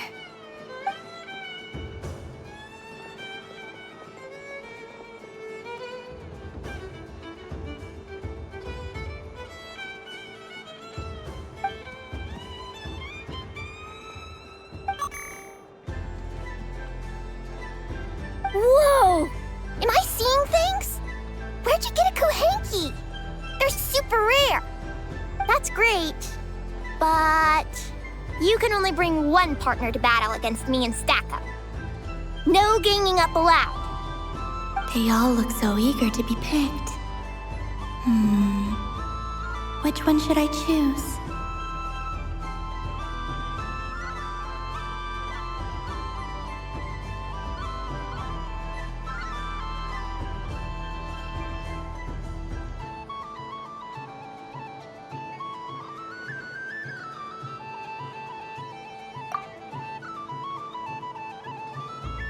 This deer came to celebrate the festival with the Frost Moon Scions.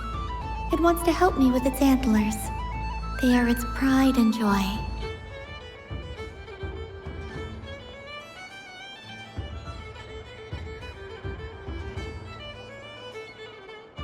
They all look so eager to be picked.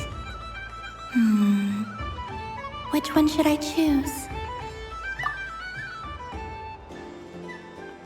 I'm not sure what this bot is trying to say, but it seems very happy. That bow.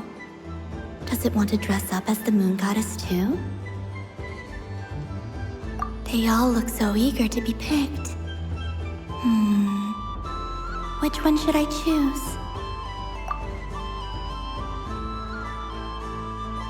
This one usually lives in Nasha Town. She likes falling asleep to the sound of striking hammers. And I bet she's quite familiar with robots' weak spots.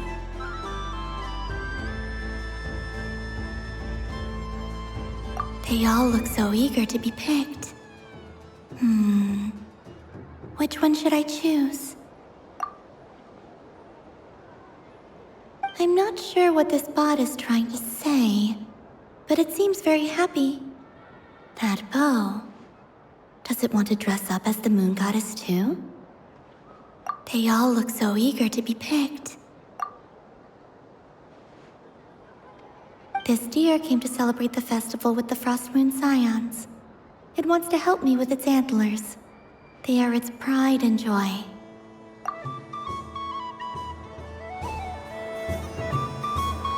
Testing! Testing! Oh, this is an emergency broadcast! An exciting battle is about to take place right here at the Nasha Town Special Arena! In this corner, we have the Moon Goddess and her robot partner. And in the other, we have the Moon Goddess and her Rhyme-Horn Deer partner. Only one Moon Goddess can be victorious in this ultimate battle of destiny. But who will it be? There's only one way to find out!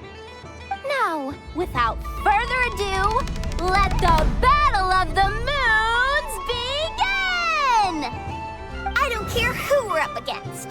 Stacko and I ain't gonna lose!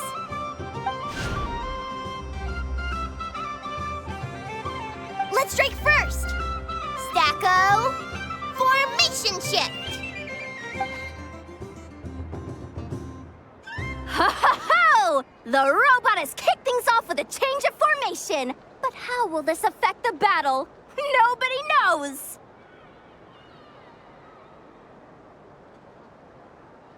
Cautious play from the opposing team!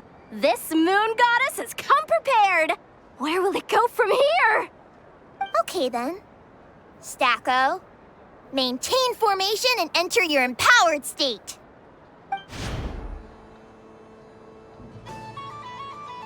Empowered state! There we go! Now we're talking! Absorbing the immense Kuvaki present on Moon Prayer Night, this lean, mean machine has greatly increased its offensive power! Here it comes! A Lockaberry! Oh, what could the Moon Goddess be planning now? Frankly, I don't have a clue, so your guess is as good as mine. The battle is heating up fast! I'm about to start sweating machine oil over here! Go for it, Stacko! Set Kuvaki to maximum! Can their opponents withstand this blow? And what will this moon goddess do? Don't be afraid. Fight however you wish. What the? The Rhyme-Horn Deer's antlers are glowing! It absorbs the Kavaki from its opponent and uses that same power to deal a devastating counterattack! There goes the robot's formation! Stacko!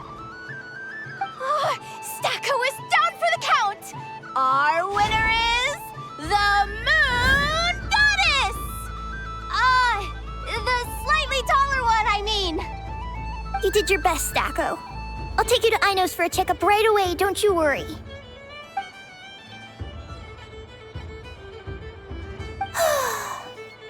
Well, you beat me fair and square, I guess.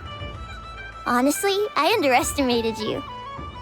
Won't make that mistake again. I think my partner deserves most of the credit. Just you wait.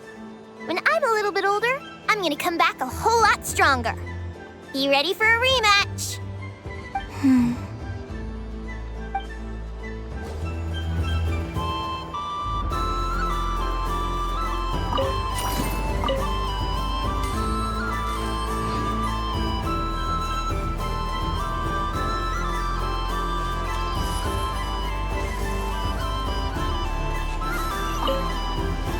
I'm gonna come back a whole lot stronger. Be ready for a rematch.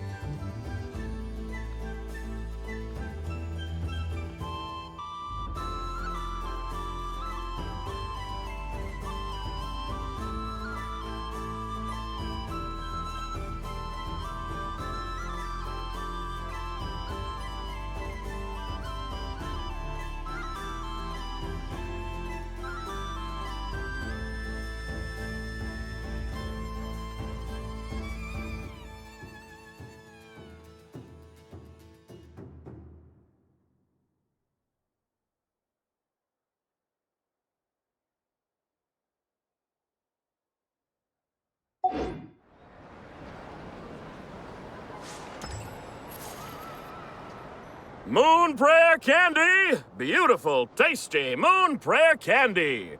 Buy a whole box, share it with your friends and family! Candy? To share? I wonder what flavors everyone would like. Welcome home, Moon Goddess. Fancy a box of Moon Prayer Candy? Sure. I knew you would. Now, what flavor would you like? I'm not sure. What flavors do you have? Is this for yourself or as a gift? A gift for my friends. Ah, I see.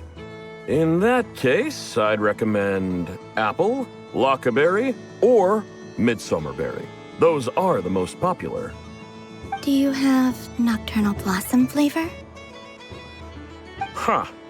I've seen couples give those as gifts before, but I did not know they were edible. No? Okay then. Moonfall silver? You did say this was for friends, right?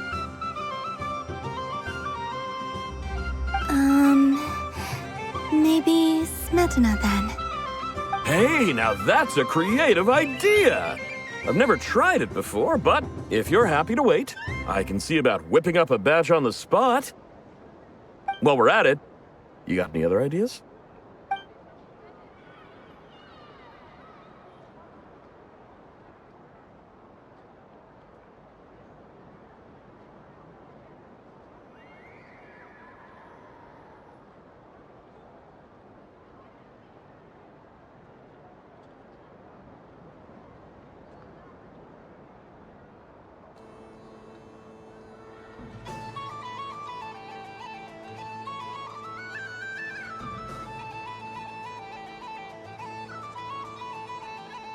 Here you go. Every flavor you asked for is in there.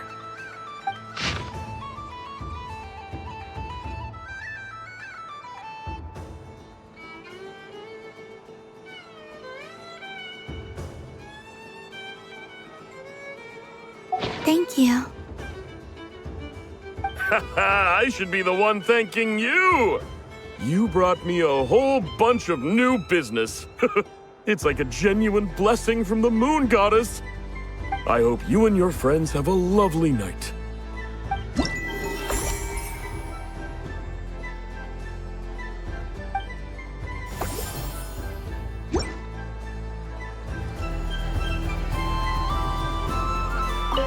Assorted Moon Prayer Candy! All your favorite flavors in a box!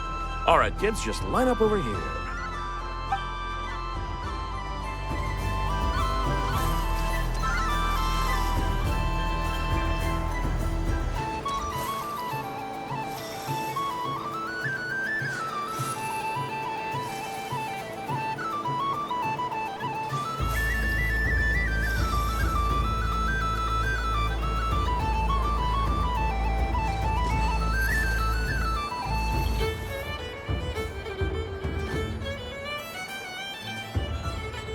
Well, well, look who it is. I heard someone went and disappeared on us the moment we let her out of our sight. They looked all over for you. Frankly, I didn't think you'd be back for Moon Prayer Night. Were you worried about me, Sandrone? You would like that, wouldn't you? Do you even hear what you're saying? It seems to me like you disguised yourself with festive headgear, just so that you could come see me on Moon Prayer Night and make sure I'm okay. You didn't even bring Polonia with you. You? I thought you couldn't see. I cannot. But I sense the confusion of those around us rippling through the Kuvaki currents. Based on what I know about you, let me guess what you're wearing. Is it cat ears? Shut up! I'm only here to protect the Fatui's interest in this territory. Running into you was pure bad luck. Really? But you were the one who asked Arlecchino to help everyone find my name. Columbina! Ugh! Just one more word, and I'll unscrew your vocal cords. It's Columbina hyposelenia now. Tell someone who cares. I've missed you, Sandrone. The whole time I was gone, I was thinking. I hope I get a chance to say some ugly words to you. Is that supposed to be a joke? Anyway, let's go play that game. What? You mean that frostfin whale? Yes. It's some kind of game where you get bitten if you step on the wrong tooth. Seems like fun. Who in their right mind would wanna? Because you're not a scaredy cat. Gah! Fine! You wanna play? Let's play. Don't complain when I kick your sorry butt. Lovely. You old geezer!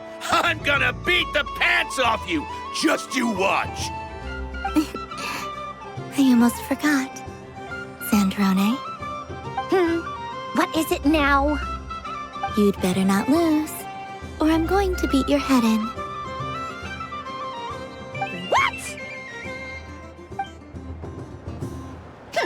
Allow me to demonstrate since I'm feeling so nice. You just step on the teeth, like this.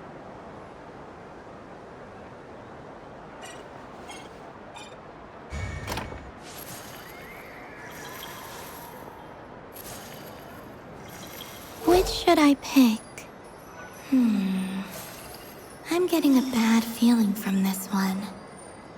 Sensing Kuvaki doesn't count as cheating, right? I want to switch. Your turn, Sandrone.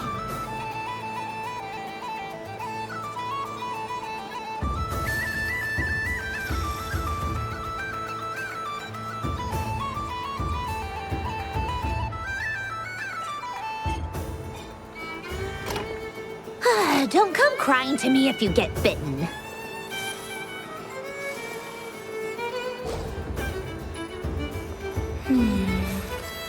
I'm getting a bad feeling from this one. There are less and less teeth remaining.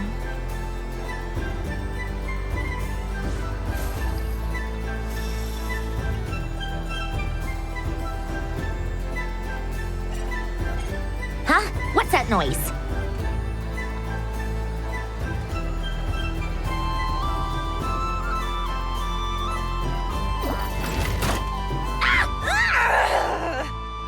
I think you might have picked a bad tooth, Sandrone. Shut it! Do you need any help? It seems like you're stuck.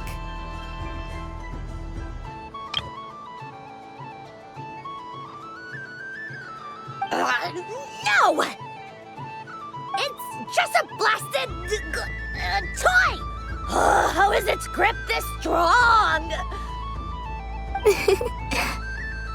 Stop laughing! All right. Well, you lost. So just like I promised. Hey! What are you doing? Are you seriously? Hiya! Why, you... Oh, just you wait! Rematch! Are you all right, Sandrone? That was quite a strong bite. Are your clockwork parts? Quit your fussing! I don't need it! All right. I'll go first this time.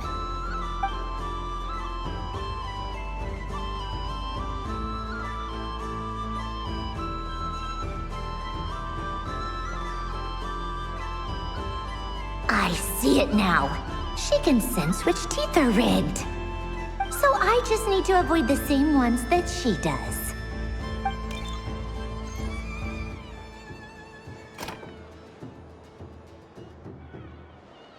This one... Seems fine. She avoided that one then? Now I've got you. All right, my turn.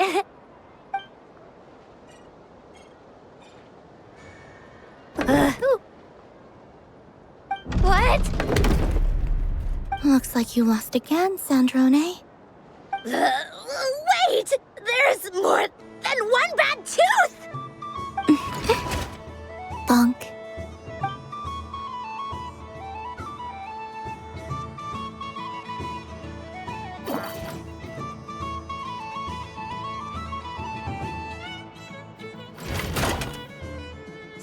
Stupid game! What idiot came up with this? Are you alright, Sandrone? You said some nasty things just now. Oh, I'm peachy. Should I let you bonk me on the head as well? Ah, forget it. Come on, bonk away. It can be your consolation prize for losing so badly. I told you, forget it! Gah, you've always been so annoying. Singing right outside my door, inviting yourself to my tea parties, going AWOL. And now you're off to the moon or something. Of all my days with the Fatui, the times I spent with you, Arlecchino, and Rosaline, they were my favorite. I will not forget them. Just as I shall not forget this moment. We'll always be friends, no matter where we are, right? Who'd want to be your...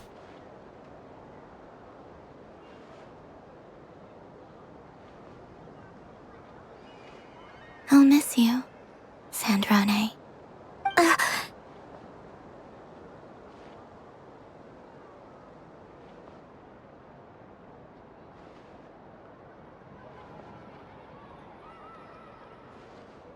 Goodbye, Sandrone.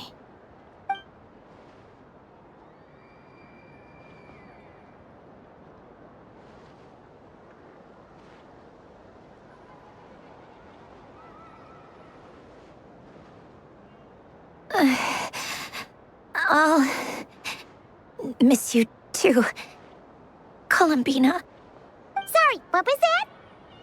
Ah! Ah! Yeesh! No need to freak out. What's wrong? We've been looking everywhere for you. What do you want? Oh, nice ears.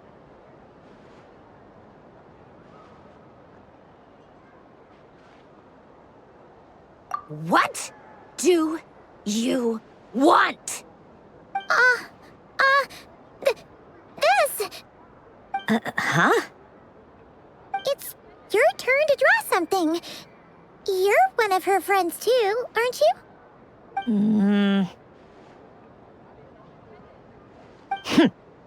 Doesn't know how lucky she is.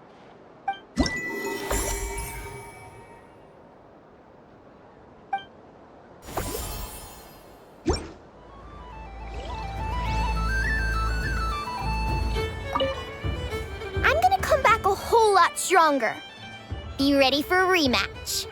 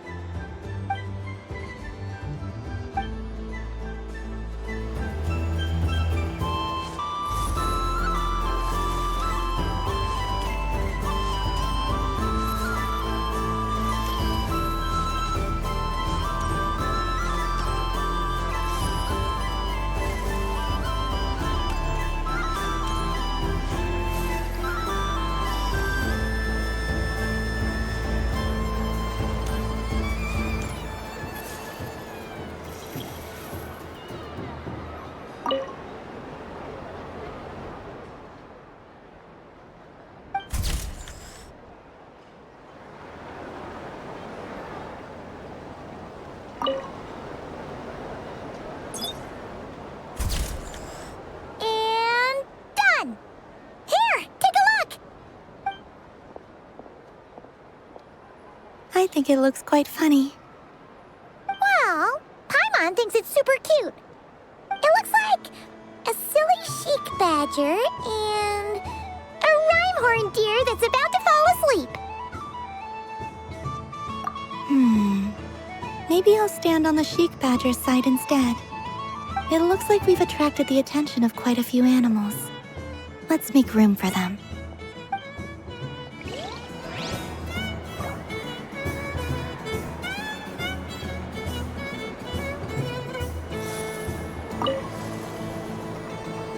If this were any other day, I'm sure it would make for a great photo opportunity.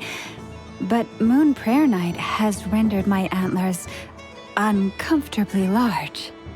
Doesn't it look like this rhyme-horned deer has 2 sets of antlers?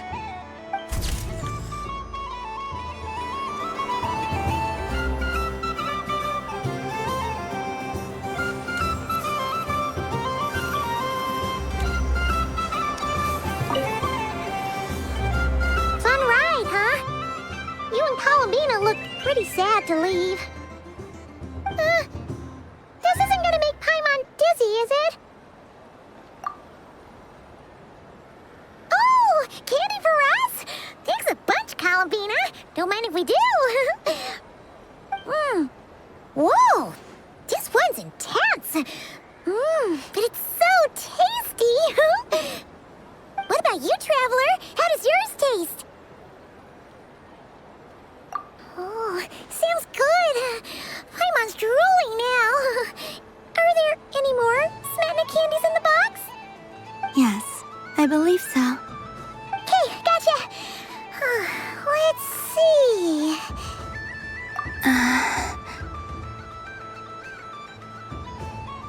Sure. This one, and yep, this one looks right too. Okay, that's 3.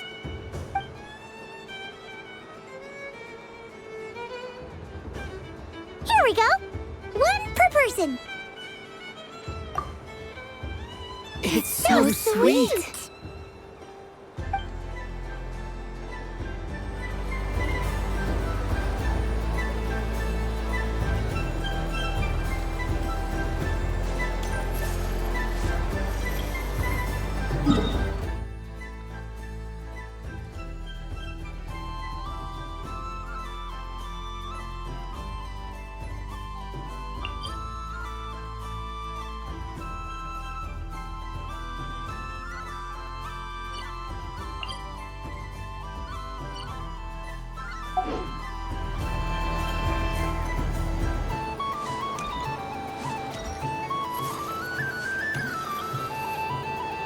Sunny days! I prefer sunny days. Ah, well, you are as warm as the sun itself, Moon Goddess. Very well. I believe your spirit animal has to be this most adorable chic badger. Wow! Thank you, Mr. Talking Magic Lamp. Have a very happy festival, Moon Goddess. Lance? That's you, isn't it? Shh. It's our little secret, my dear traveler in Paimon. Okay, sure, but why are you here selling sugar sculptures? Everyone celebrates in their own way.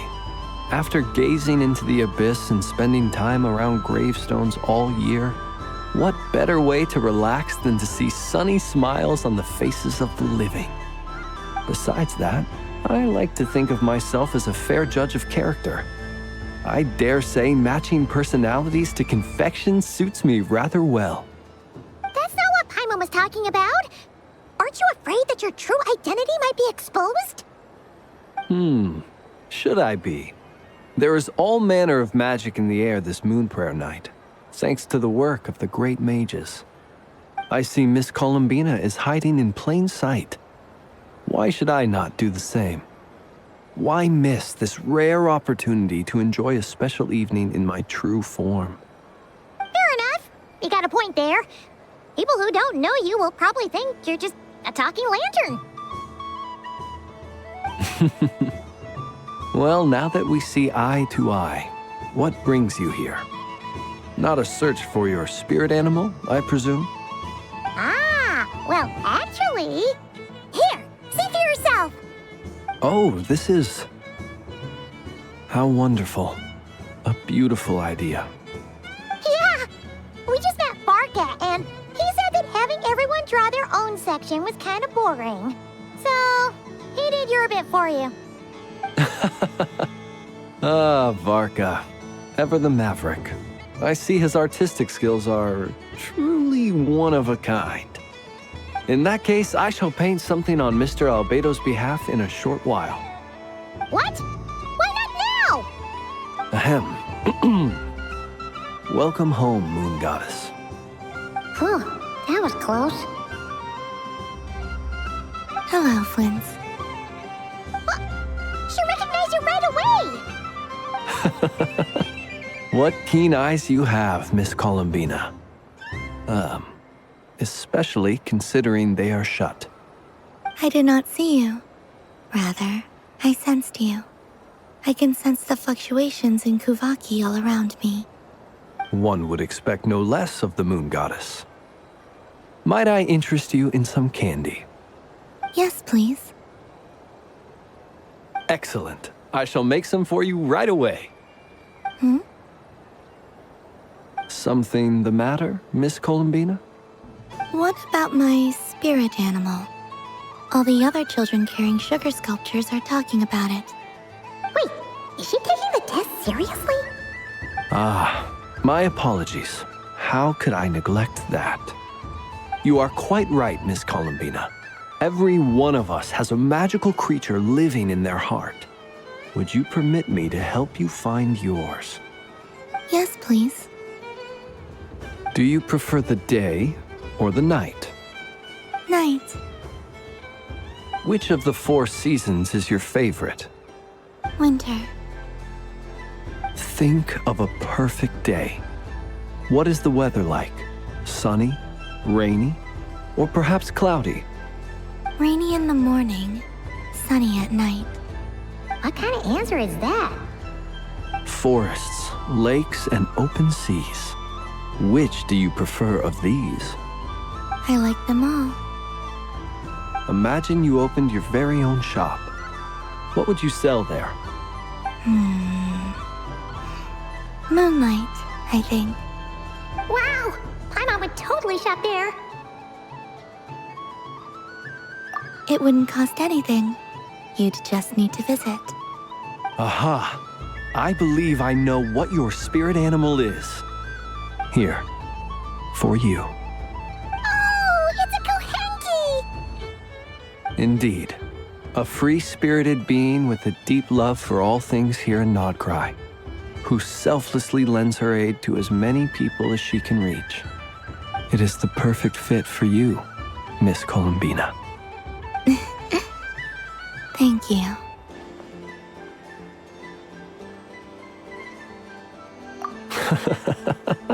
It would be my honor.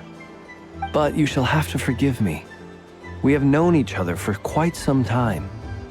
I doubt there is any answer I could give that would come as a surprise to you. So instead, would you accept this sugar sculpture as a token of our friendship?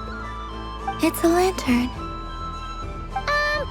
Hey, why don't you two go enjoy your candy over there? Paimon wants to try out this spirit animal thing too. Right, Blitz? Come on, play ball. I got this drawing done. But I want to hear Paimon's answers. But it'll probably take ages. Paimon's a complex soul. And we don't want your candy to melt while you wait, huh? Oh.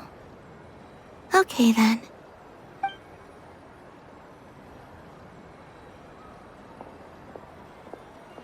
Phew. Nice excuse, Lady Paimon. That was some quick thinking. Yeah, no thanks to you. Although, help next time.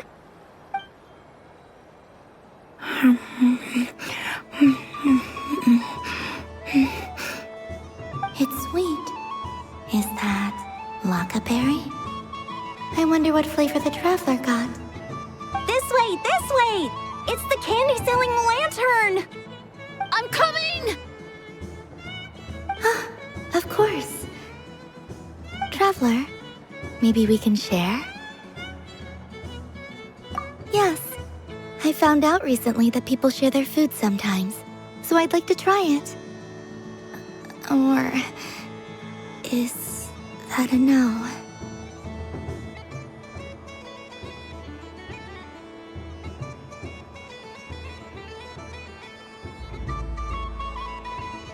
Thank you.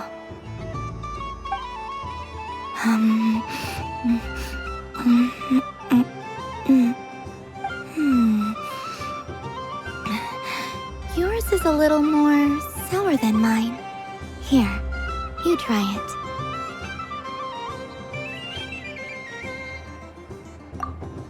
Are you sure?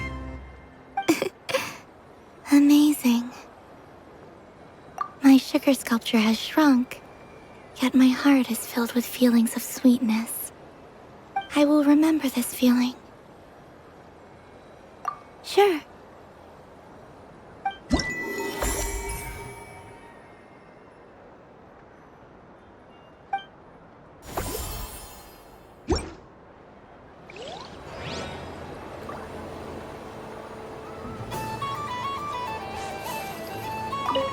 Something about festive lighting always has a way of putting the warmest smiles on people's faces.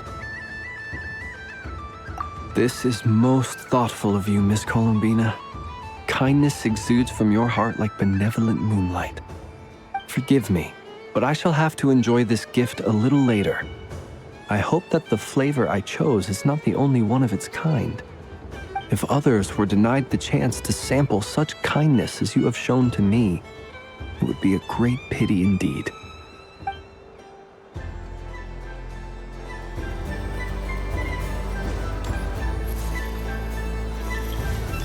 What's this? Should I give it a try?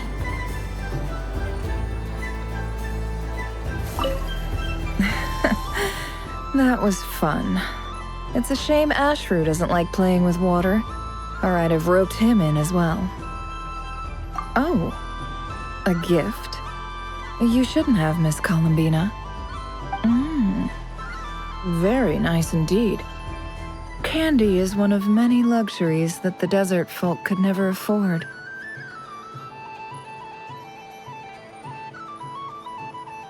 How I yearned for candy when I could not have it. Yet, now that it is readily available to me, I never seem to crave it. May your moon prayer night be one free from regrets.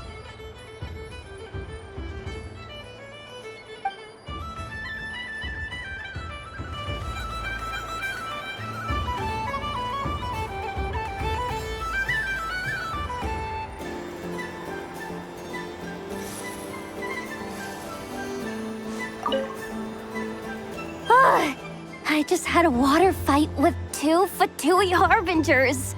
Pretty scary, but also surprisingly fun. Aw, man, this feels kinda wrong. Like, shouldn't we be the ones giving you candy rather than the other way around? I guess I'll just take one. What flavor is that? It tastes like getting a mouthful of muddy grass.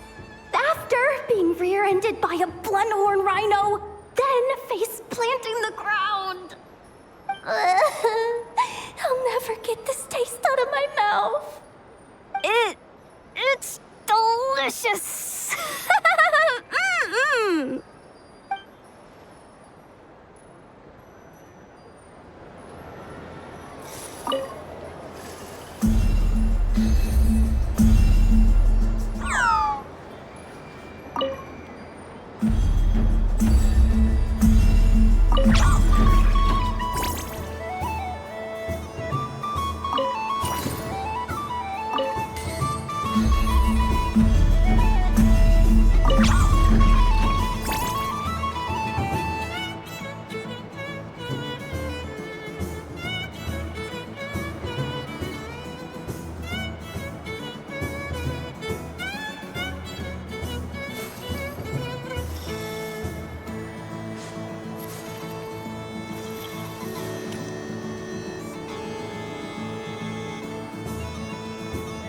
I wish for a never-ending supply of laka berries. What a humble wish. Probably written by a child.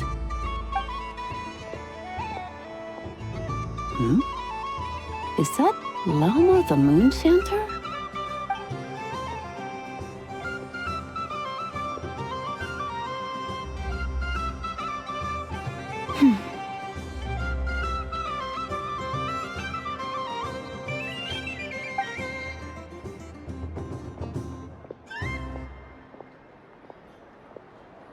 I wish that the long plume ibises would stop biting me.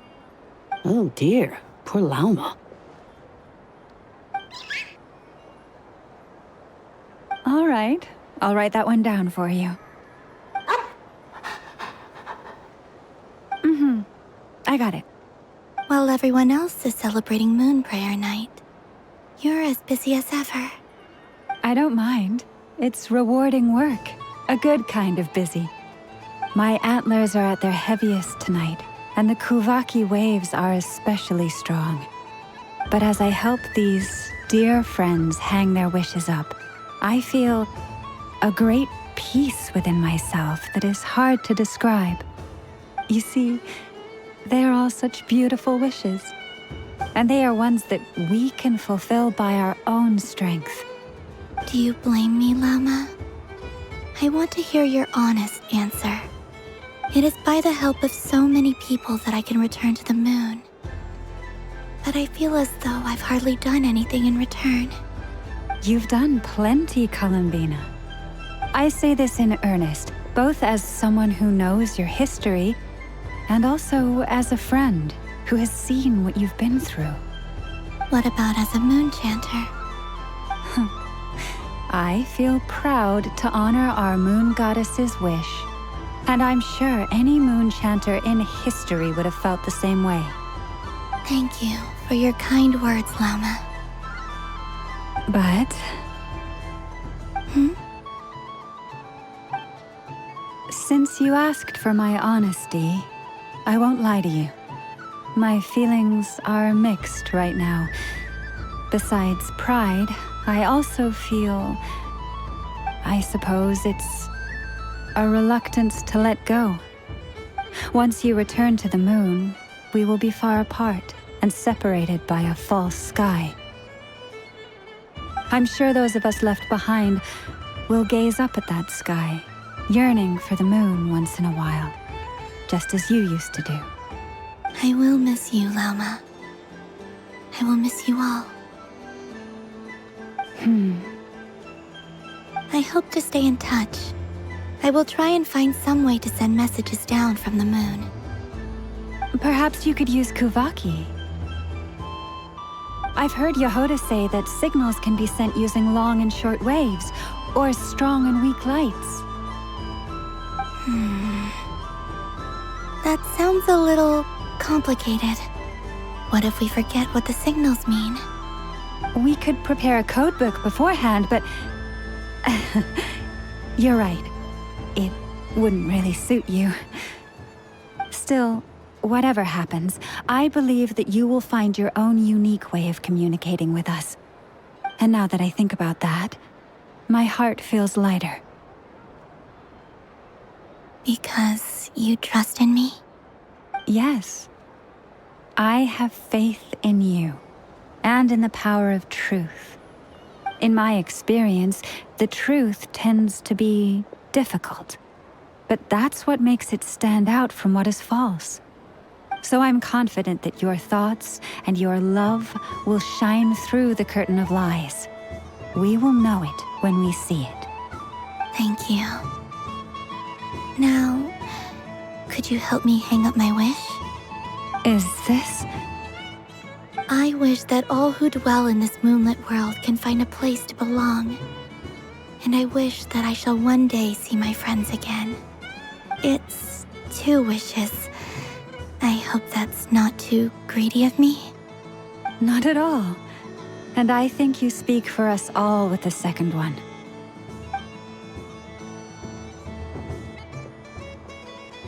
I shall continue to pray until the day that all of these wishes come true.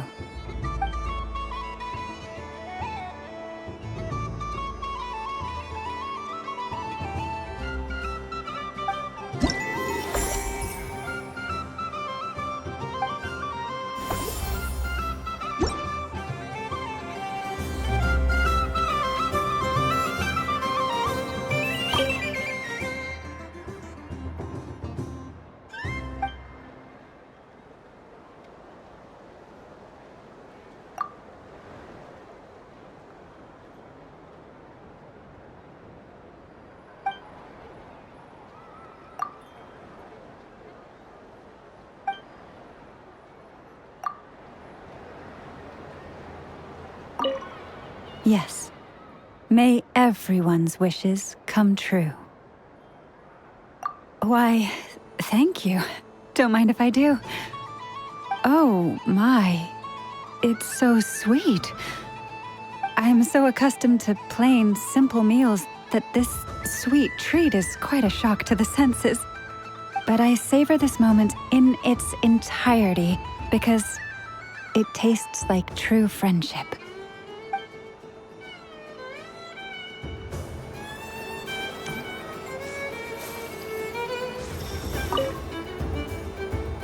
Miss Laliki! A kitten's been following you all this time.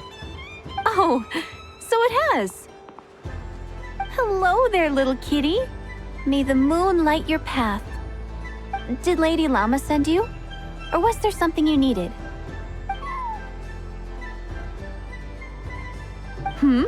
You'd like some moon prayer candies?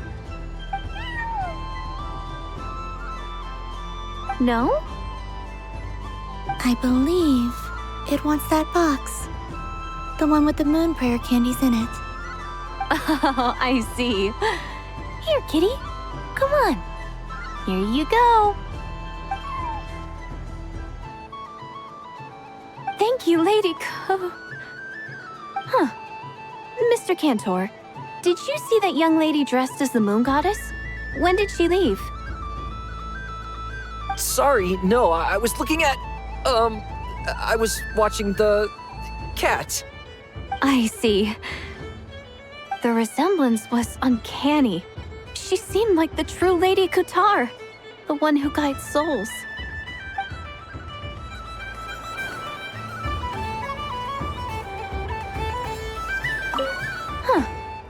Mr. Cantor, did you see that young lady dressed as the moon goddess? When did she leave? Sorry, no, I was looking at... I was watching the...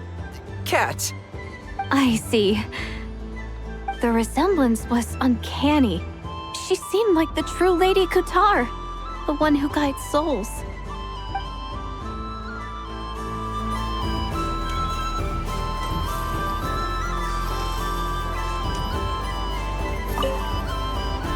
I've seen Lenny and the other children play this game before.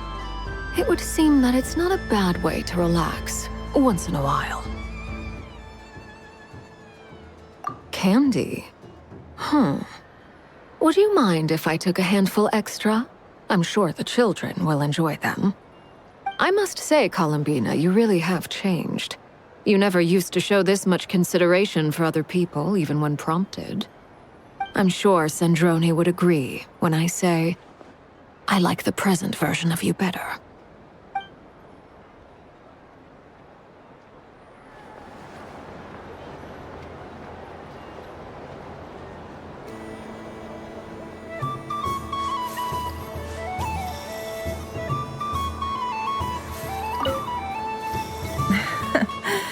That was fun. It's a shame Ashru doesn't like playing with water, or I'd have roped him in as well.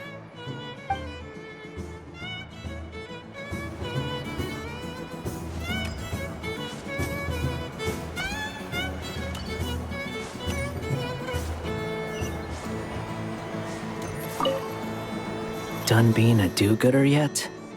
Thanks for coming here with me, Hat Guy. Are there any games you'd like to play? It's your turn to pick. I'll come with you. Why does that hamster think you've grown up? You haven't changed at all. I know you don't mean that. You're just taking the opportunity to make fun of me, aren't you? Even if you won't admit that taking some time to compose yourself is important, I can see that you're doing it in practice. Otherwise, you'd have taken off your hat and flown away by now. Looks like Albedo's socialization program has been far more useful to you than all those Vahumana textbooks. A moon prayer candy for me? Thank you. It smells like baked apples and butter. Reminds me of Good Hunter, a restaurant in Mondstadt. I always have to resist the temptation to go there unless I'm ordering food. I understand your homesickness, Miss Columbina. I have a double dose of it. Because both Simulanka and Mondstadt are my home.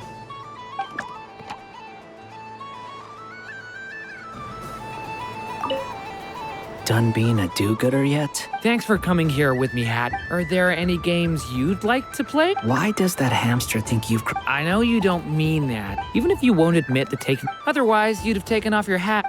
Looks like Albedo's socialization program has been... I thought you'd actually spend your precious time doing something more worthwhile. Everyone has to take one? Well, fine.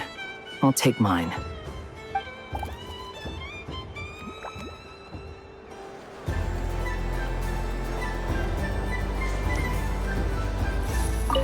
Happy Moon Prayer Night, adventurers. May you have a lovely evening.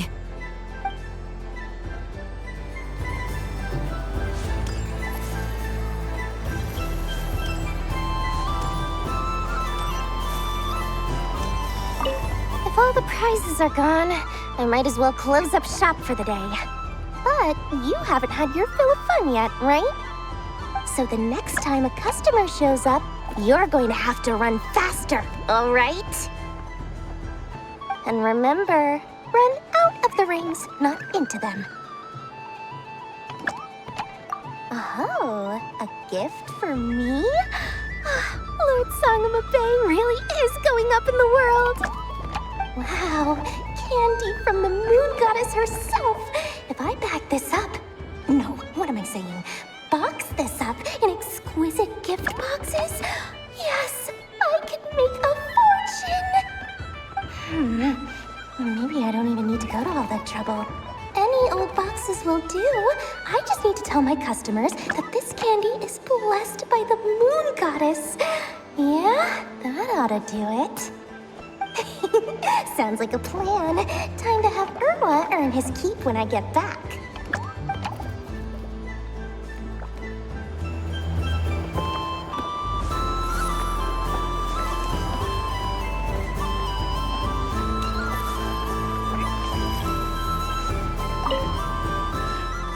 It'd be rude to just leave without saying anything. But at the same time... Huh? Albedo? This sketch is for you, Grandmaster. Oh, a gift for me. The North Wind left in a lurch. Thank you. It seems I've picked lemon. It strikes a good balance between sweet and sour. This has piqued my curiosity. What if we were to add citrus and other spices, then enhance the flavor via caramelization? I wonder what the end product would be like. Perhaps I should take the time to try this out.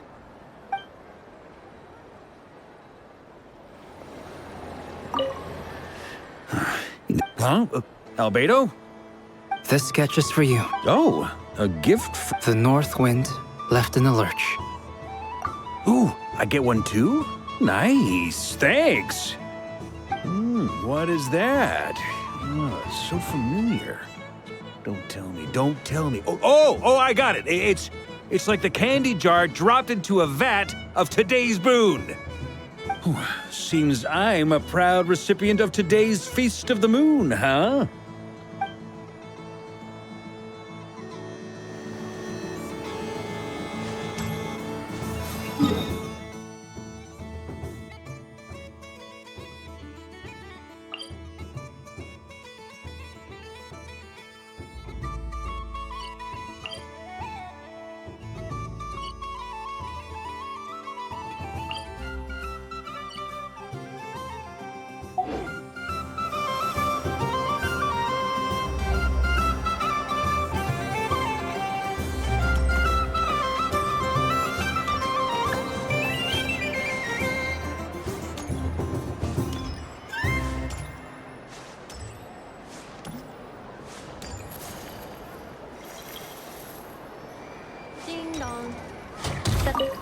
Aino is throwing a tantrum again.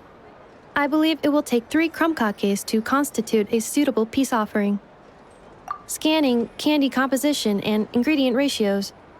Selection confirmed. I would like the crumb-kake flavor. Flavor profile simulates real crumb-kakes with 27% accuracy. This is a non-viable substitute for Aino's afternoon snack. One moment, please. Done. Please sample this freshly baked crumb-kake, Miss Columbina. Ding dong. The next robot show will start in 5 minutes. playing games with you ever again, Inefa. Ooh, moon prayer candy. Sweet. Is it okay if I grab a whole bunch? Psst, Columbina, turn around. Use your huge cloak to block Inefa's vision. Yum. Oh, this one's even yummier. Ugh, the flavors are blending in my mouth. Ew.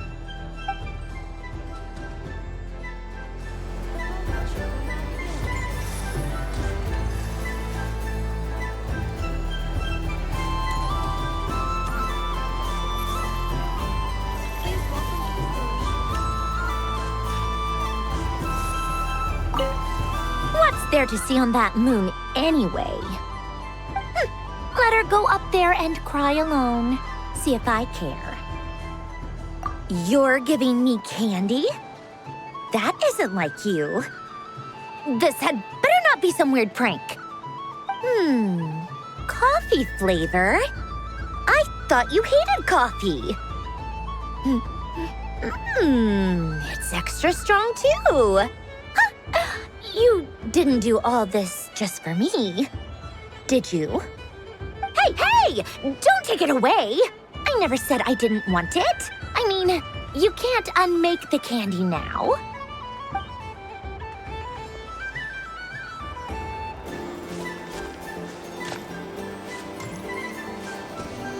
The robot show will now begin.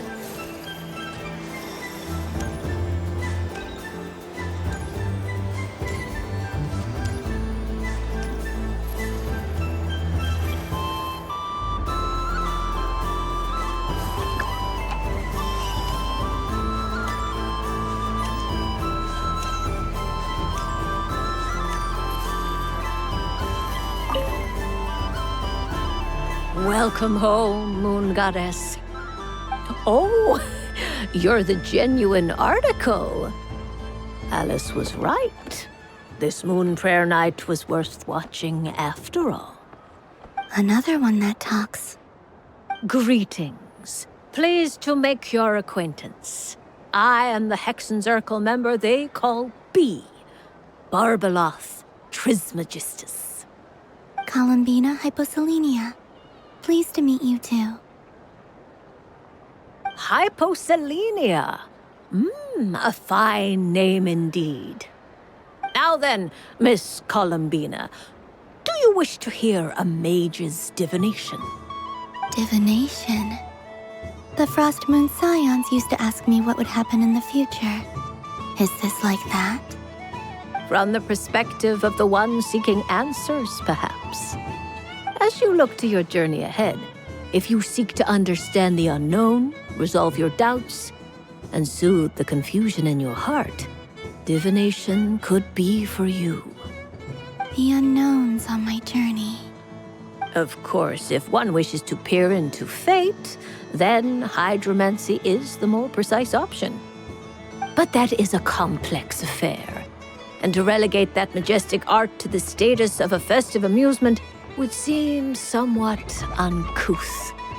Besides, it is sometimes better to not know fate with great certainty. Hence, I shall use the suitably festive Luna Arcana to tell your fortune instead. It is more popular with the youth in any case. Lunar Arcana. Indeed. Unlike hydromancy, this will only display possibilities and trends. People like to think of themselves as creatures of agency and free will. Peering too far and too clearly into the future is detrimental to both body and soul. I'd like to give it a try. Of course you may. Come then, take a seat, Miss Columbina. Before we begin, are there any specific questions you would like to ask? Let's stick to general possibilities and trends, like you suggested. Ah, very well. Then I shall use the basic Lunar Arcana deck. Now, try to relax. Cast your mind upon the things you have experienced and the things you are soon to experience. I will shuffle the deck. Would you like to cut the cards yourself? You do it. No problem. Now then, to make things easier for the Seeker, that is to say, you, I shall decipher the cards from your perspective.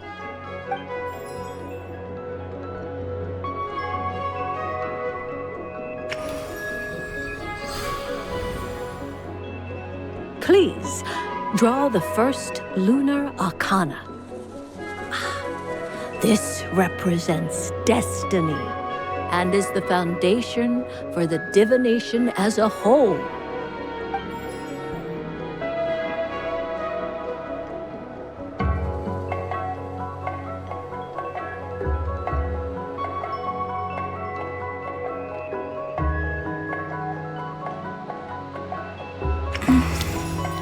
Now, draw your second card. This will stand for the past, the sum of all your experiences that have come before.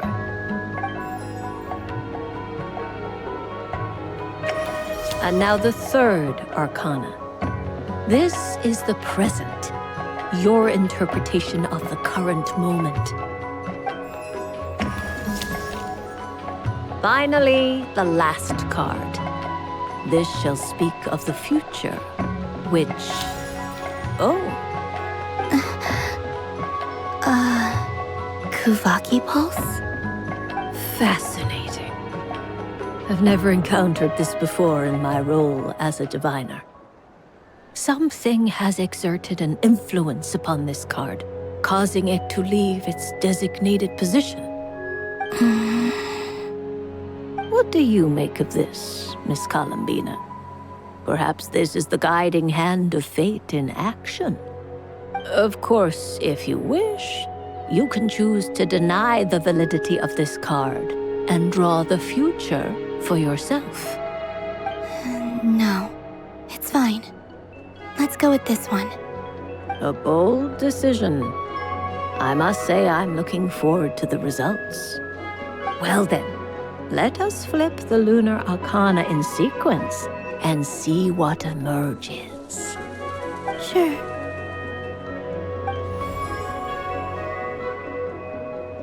First, destiny. No surprises here. The card that represents yours is the moon. The moon. Indeed. The moon can represent the truth at some times, but deception at others. False peace, destructive calamity, and the world-changing power that lies within. When the moon is placed on the destiny tile, it indicates that your destiny is not what it may appear on the surface. Instead, it may yet have a hidden side. It symbolizes a journey through the fog, fraught with uncertainty and deception, where one must face inner challenges head-on. I don't understand.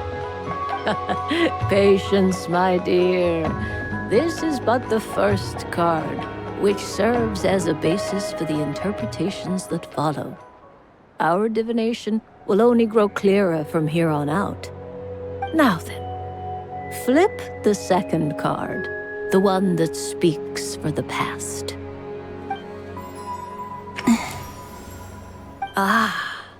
The Hermit, but inverted. Inverted? Yes. The Hermit symbolizes solitude, introspection, and the pursuit of truth. When inverted, it represents isolation, truth out of reach, and a path that leads one astray.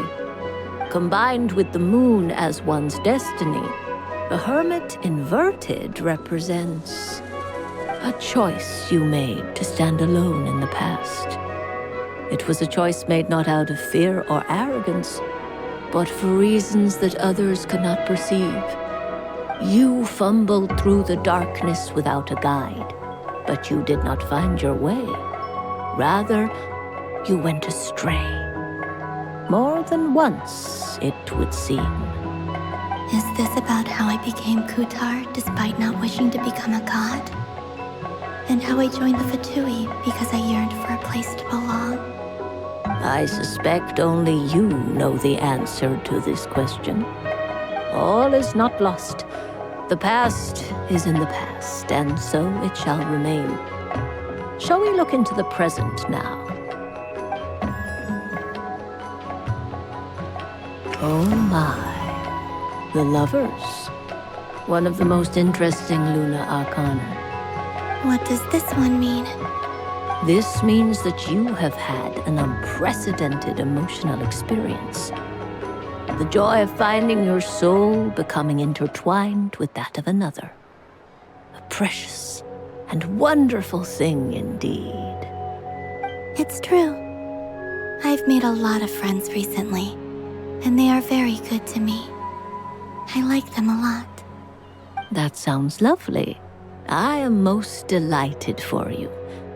The lovers can also represent important decisions, perhaps related to a parting of ways. Now, if I were to guess... Yes. I returned to the moon. I understand. Parting with friends is never easy, Columbina. But rest assured, this is not the end of your journey. There is always another story waiting to be told. The future always lies ahead. The future. Well now, it's finally time to flip this most mysterious of cards. Why did it appear?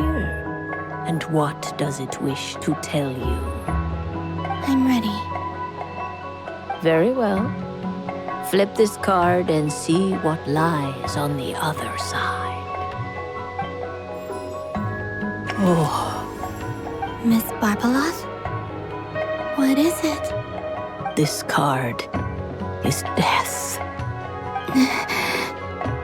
That doesn't sound very good. It depends on how we interpret it. It is true that it can represent an agonizing death, a complete and utter end, but at the same time, it can also represent rebirth. Do not forget that your destiny card is the moon. That lends your future many different potential meanings. If death spells the end, is it unavoidable? As I have said, divination can only display general trends. It is a rough guide, but it does not show predetermined outcomes. Allow me to summarize it for you. In the past, you may have lost your way, but now you have gained new connections and new strength. You now face an important decision, one that may bring about a great change in what is yet to be. This change might, in turn, be the end of all things, or their beginning. But remember, everything is subject to change because of the moon present in your destiny. You must see the truth clearly and face your innermost thoughts. The truth. My innermost thoughts. Thank you, Miss Barbeloth. Don't mention it. Some people dislike divinations, for fear of glimpsing an ending to their story that they wish was not so. But I can see that you're different. The result of this divination will not sway your decision. This is a rare quality, and one that diviners always hope to see in the seeker. We are here merely to guide, not to exert undue influence. I understand. Go then and illuminate your future, Miss Columbina. The moonlight that shines from you now is most captivating.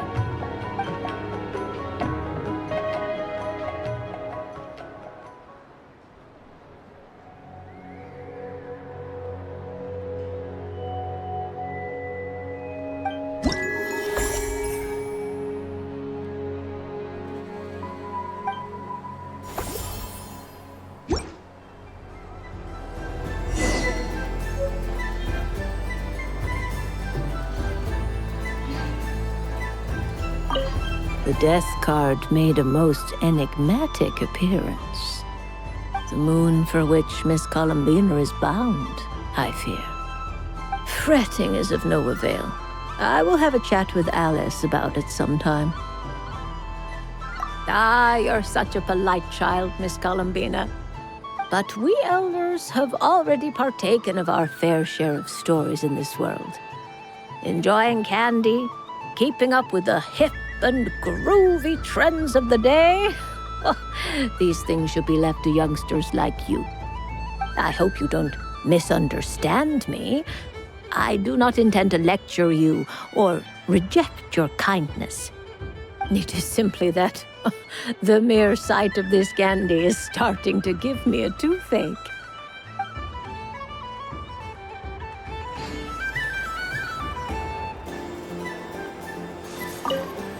I don't suppose you'd like to play again, by any chance? Don't get me wrong, once is plenty. You're under no obligation to indulge me any further. And besides, I don't have any other prizes for you. Oh, I love the color of this wrapping paper. But the bow on that one is just so perfect. Oh, this is a tough choice. I know the wrapping paper doesn't affect the flavor, but it does set the first impression, which can influence your mood as you eat it. And actually, that does affect the flavor. I have to listen to my heart and pick the one that I can really build a bond with. It's the only way to eat candy. Oh, but look at the shape of this one. How lovely. Ah, this choice is getting harder and harder.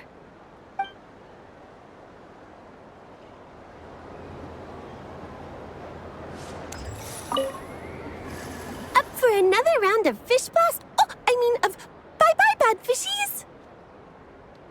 Oh, bless my fluffy tail. Dodoko has never seen candy shaped quite like this before. Why, it shines like a lovely crystal. Let the feasting begin. Oh, sweet as a tomato bathed in sunlight. Thank you very much. You truly are a friend to the Dodoko. Please share the rest with other people. I am sure everyone will fall in love with the taste of pure joy.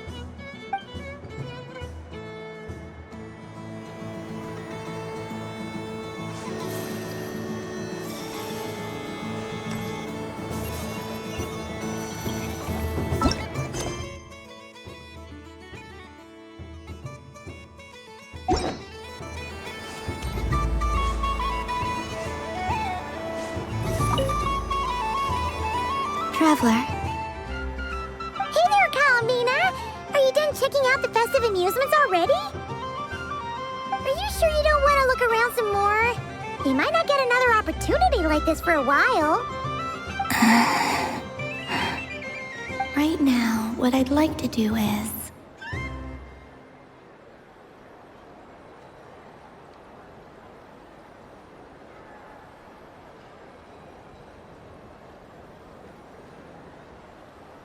You're right.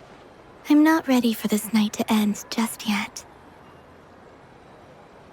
Yeah, that's the spirit! Take your time, Columbina. The most important thing is to have no regrets. I'll be right here if you need us. Okay. Thank you.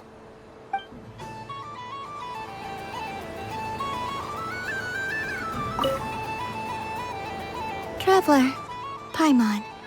Columbina! Finished with the festival already? Really?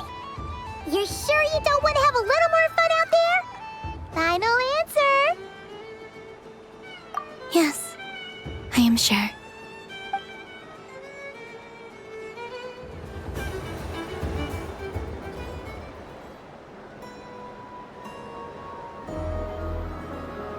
This was the most fun I've ever had on a moon prayer night.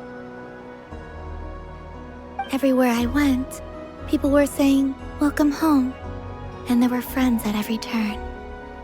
I only wish it could last longer than one night. Oh.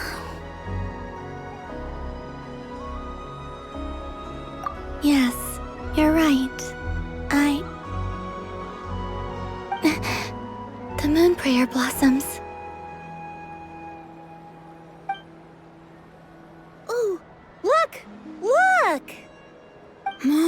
prayer night has come.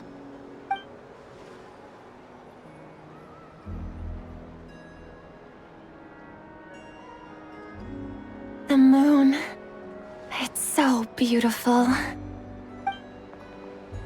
Happy Moon Prayer Night, dear. Happy Moon Prayer Night!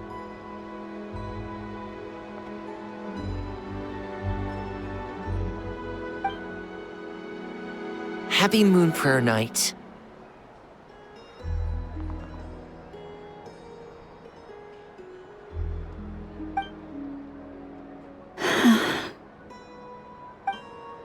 Aww.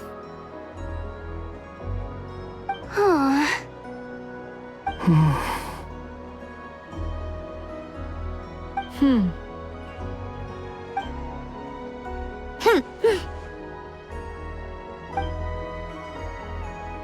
Time flies when you're having fun.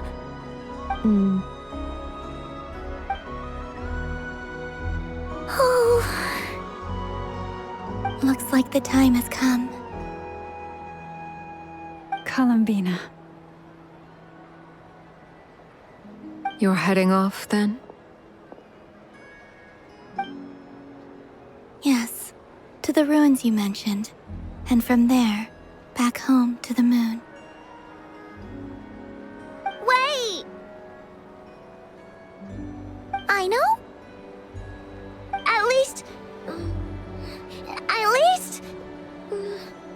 Take one of our craft shop's crumb cookies up to the moon with you. You know, for a snack. Sure. Why not? The Curatorium of Secrets believes in proper farewells. No story should be left without a satisfactory endnote. Never. Farewells are an important affair for the Ratniki, too. We never know when we might meet again. Haha!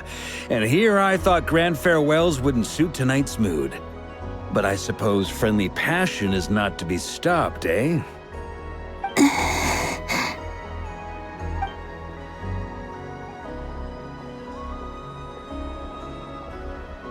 We made a little something for you, Columbina. Ta-da! What is it? A Moon Prayer Night greeting card with drawings by all of your friends. You did mention that you'd like a portrait done, so I took the liberty of creating one for you.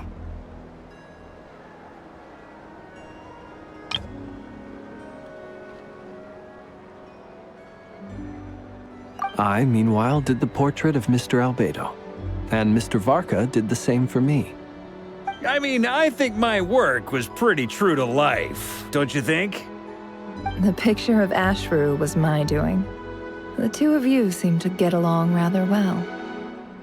Wait, was I the only one who did a full body picture? That's so embarrassing. I did pictures of me and Anefa. I did my own portrait and one for Hat Guy. Plus, there's the two mages, Arlecchino and Sandrune. So, if you ever miss us, just flip the card open and we'll all be right there with you. I don't know what to say. Thank you so much, everyone. This whole Moon Prayer Night was more than I could have ever asked for. It is the greatest gift I have ever received. Lauma, I figured it out. Figured what out? Remember how the Frost Moon Scions used to use milk as invisible ink to write hidden messages? That was a very long time ago. Oh, are you saying? Yes. When I miss you all, I shall use moonlight in the same way, to write words that only you can see upon the moon itself. Wow, that sounds lovely. Quite. But how will we see them? Simply open your windows on nights when the moon shines bright, and the moonlight will naturally flow towards the words I have written. That sounds most fitting indeed. Very true to form. I'll try to write them in places that won't disturb your sleep. I, for one, would sleep all the better for having read one of your messages before settling down for the night. Exactly! So don't worry about disturbing anyone's sleep. Just promise you'll write to let us know you're okay, alright? Alright, I promise.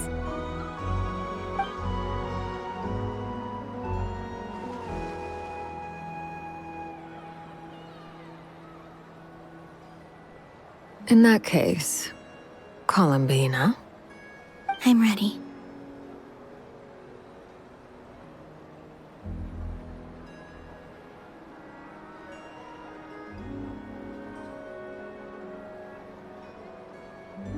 Very well. Let's go.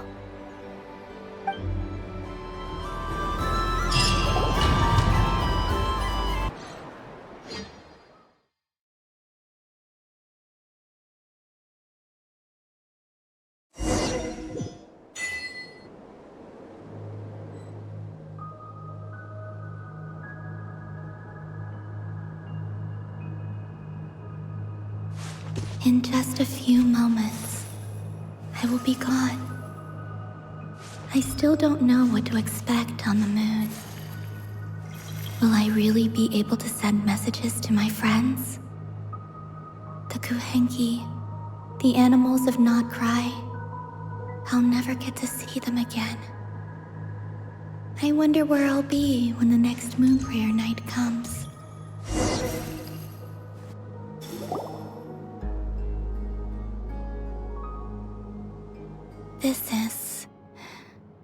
This is where the people of Hyperborea used to communicate with the moons.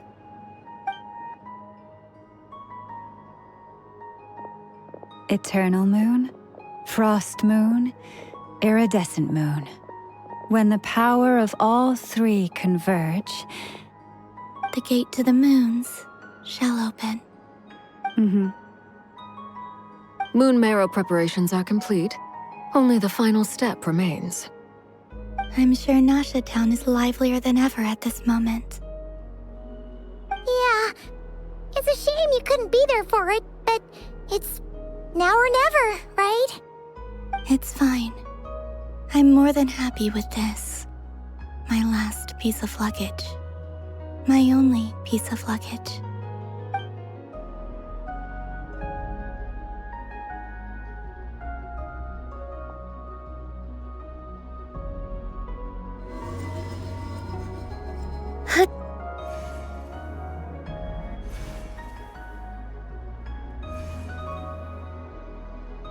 I can already feel the moon calling to me.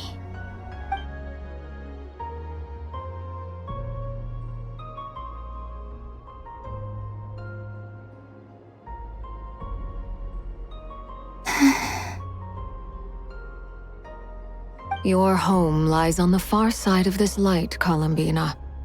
From now on, we will at last have a reason to pray to the true moon. Columbina. Yes? I'm listening.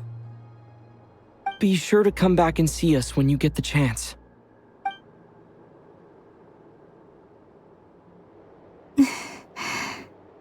Of course. But if that chance doesn't come, then remember that you have friends on this planet. People who will miss Columbina. Yes, I will. Thank you for everything you've done for me. And remember, come night or day, the moonlight shall always connect us. Well then, farewell, my friends.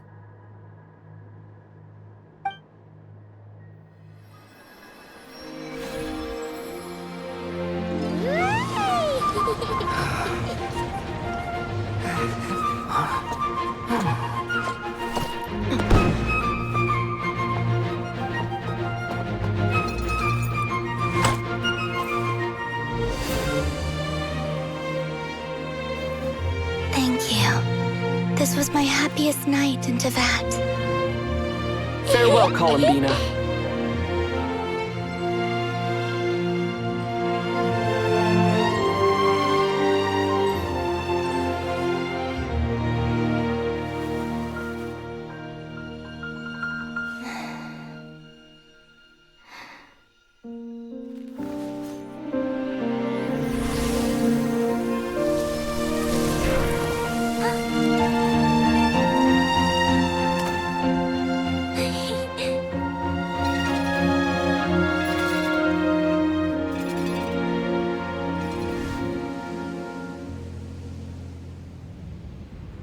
The moon really is closer than ever tonight.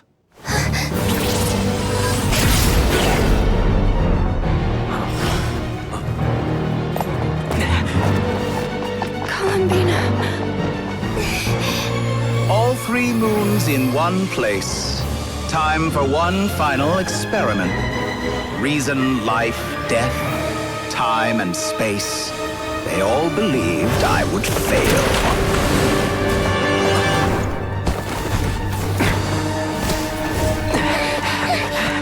How could this happen? But Tevat's primordial power never did belong to the throne of heaven. And now, they are mine.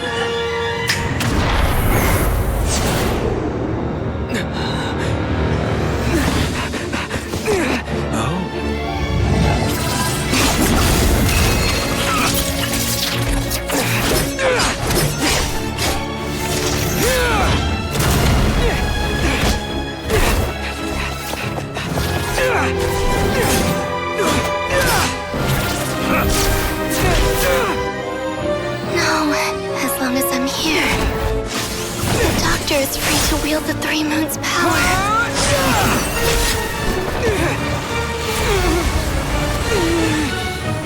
It's the only way.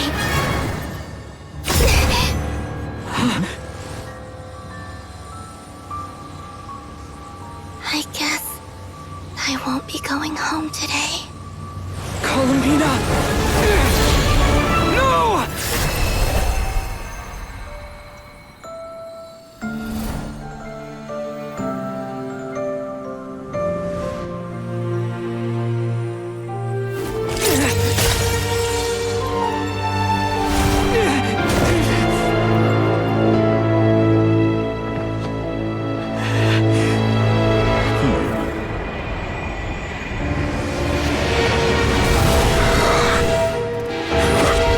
Stubborn world, do not try to control me!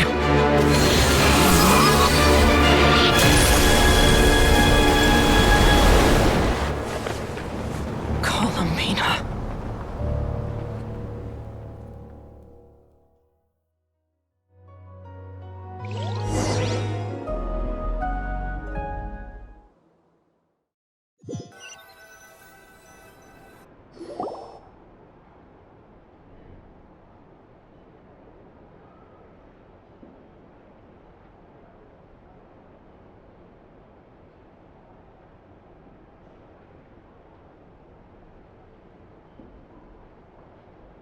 Are you all right? Do your wounds still hurt? I had someone prepare a little medicine that could prove effective. Take it if you need to. In that case, let me relate the contents of the call we made to Alice after the incident occurred. That Dottore is a crafty one. He distracted the Hexenzirkel by creating a huge fuss at Tevat's borders. I'd assumed that the cause was an abyssal intrusion from the outside world, which in fairness is a rather common occurrence. But after learning that you managed to influence the phantoms in Nodcry, I realized that perhaps this interference could have come from within Tevat instead. But we weren't able to change their fates. True, you couldn't change how their stories ended, but you did build some variables around yourself. Variables? Yes, things you heard that you could not otherwise have learned, ideas that would otherwise have never crossed your mind. All these things are variables. Of course, most variables usually pale into insignificance with the myriad of possibilities floating around. But the moment you start treating them as building blocks and intentionally stacking them, that changes things. That's what Dottore did, and it's how he created the necessary conditions so that when you activated the portal tonight, it played right into his plan. However, we have no way of knowing exactly what he did. Yeah, we also need to ascertain Columbina's status. And that about sums it up. As I suspected, Dottore has disappeared completely. If it's any consolation, he wasn't able to control Columbina as he might have wished to. Oh no!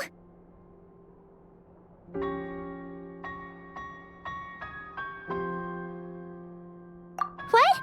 She did what? All we saw was Dottore appeared and used some kind of power. The next thing we knew, he and Columbina were gone and you were falling into the sea.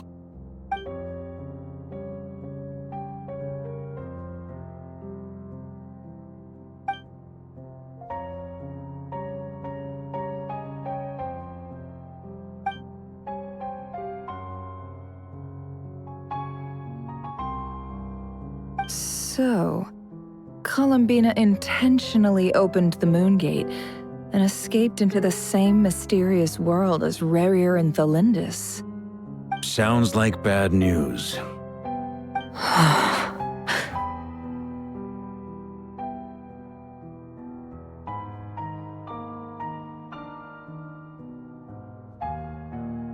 Seen in that way, the Trilunar Syzygy and Rarier's emergence, Dottore might have been pulling the strings in both cases.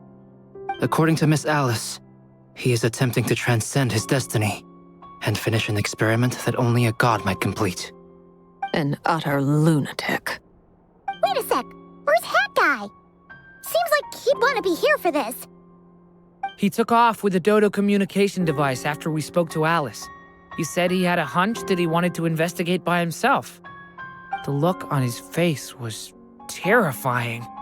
I've never seen him like that before.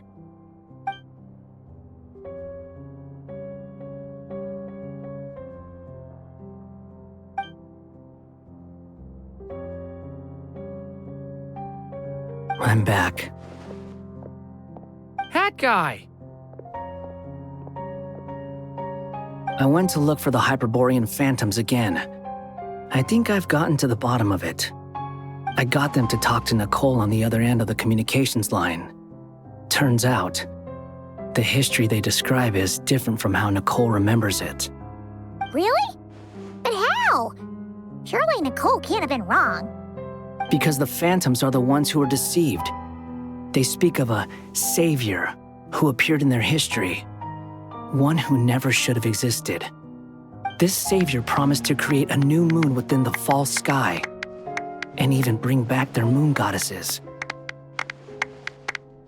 Foolishly, they believed in him, and told him everything he wanted to know about the moons. It's obvious that this was Dottore's doing. Now you mention it, the first time we entered the Hyperborean ruins, we heard the phantoms discussing their history, and I remember Nicole commenting that something sounded a little strange. But Dottore shouldn't have been able to get in there in the first place. He didn't. Nicole said that this was an anomalous state triggered by disruptions in the causal connections between phantoms from the same era. The variables that Dottore put in place were substantial enough that they even affected phantoms that he never met. So it's not that their memories were unclear. They'd been tampered with. That's exactly the possibility Dottore was trying to manufacture. He turned these variables into knowledge and engineered the situation so all that knowledge would fall into his hands. Then, he harnessed that knowledge on Moon Prayer Night to truly create a false moon. How is that even possible? To be precise, he exploited a weakness in the way the spell works. The spell senses Kuvaki to detect the moon's location. So, as long as the false moon more strongly resembled a moon than the frost moon beyond the skies, the gate would teleport Columbina to the false moon's location. In other words, to Dottore's side. Once he had her under control, the teleportation spell remained active, and he manipulated her power to seize both moon marrows. At that moment, the moon marrows disappeared right before our eyes. It was already too late, even as we were leaving the ruins. By then, Dottore had already amassed the power of all three moons. So, I'd certainly like to know what Her Majesty thinks, now that the concerns I expressed to her have come to pass. But we cannot simply sit and wait for her to decide the matter. And in any case, it is not the Fatui Harbinger Damselette who sees us as her friends, but rather Columbina Hyposelenia. If, even in such extreme circumstances, Her Majesty will not lift the prohibition on Harbingers drawing steel against one another, then I will do as my heart demands. I will fight as Peruware instead. Oh, Arlecchino! Time is short, so I'll make the first move.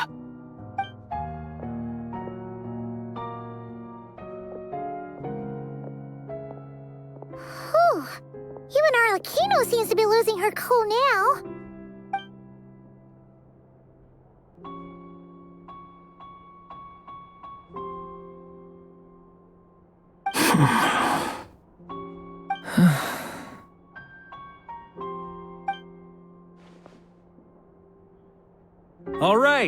All right. Lose those dejected looks for a moment and let me get a word in. It looks bad, I won't lie. Very bad, in fact. So Dotori's pulled some real dirty tricks to gain the upper hand. For now. And yeah, it's to the point where even the mages say that his variables have affected destiny. I'm not so sure, though. Many have told me that Tevat's destiny is fixed, and that does appear to be the case. Well, what makes Dotori so sure he'll be the exception? And since he was able to stack these variables up, who's to say we can't do the same? You of all people should not be discouraged, traveler from afar. This isn't over yet.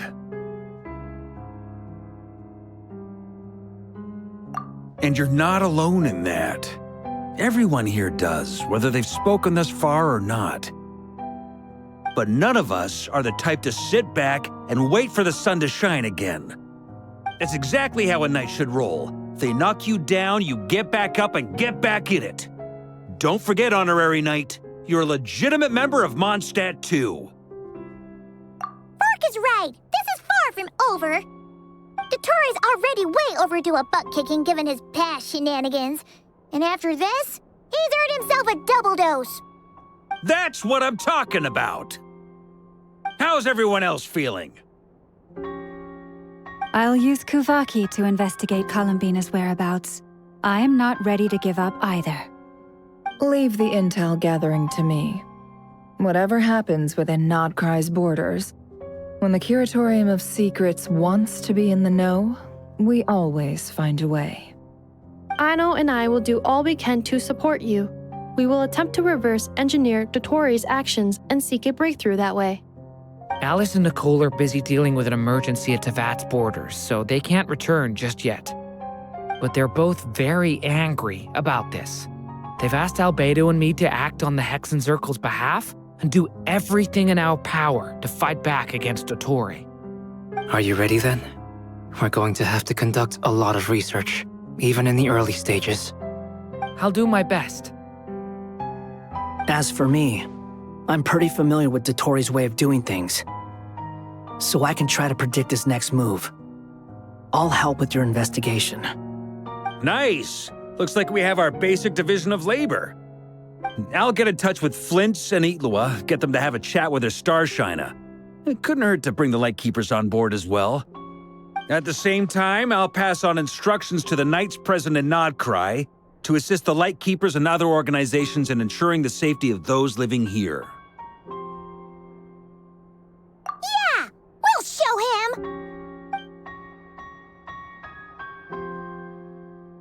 That's it then.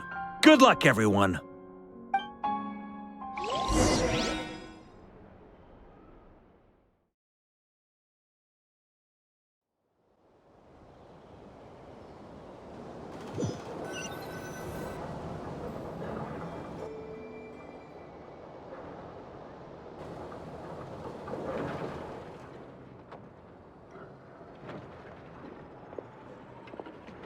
I never thought that Columbina would become my real name.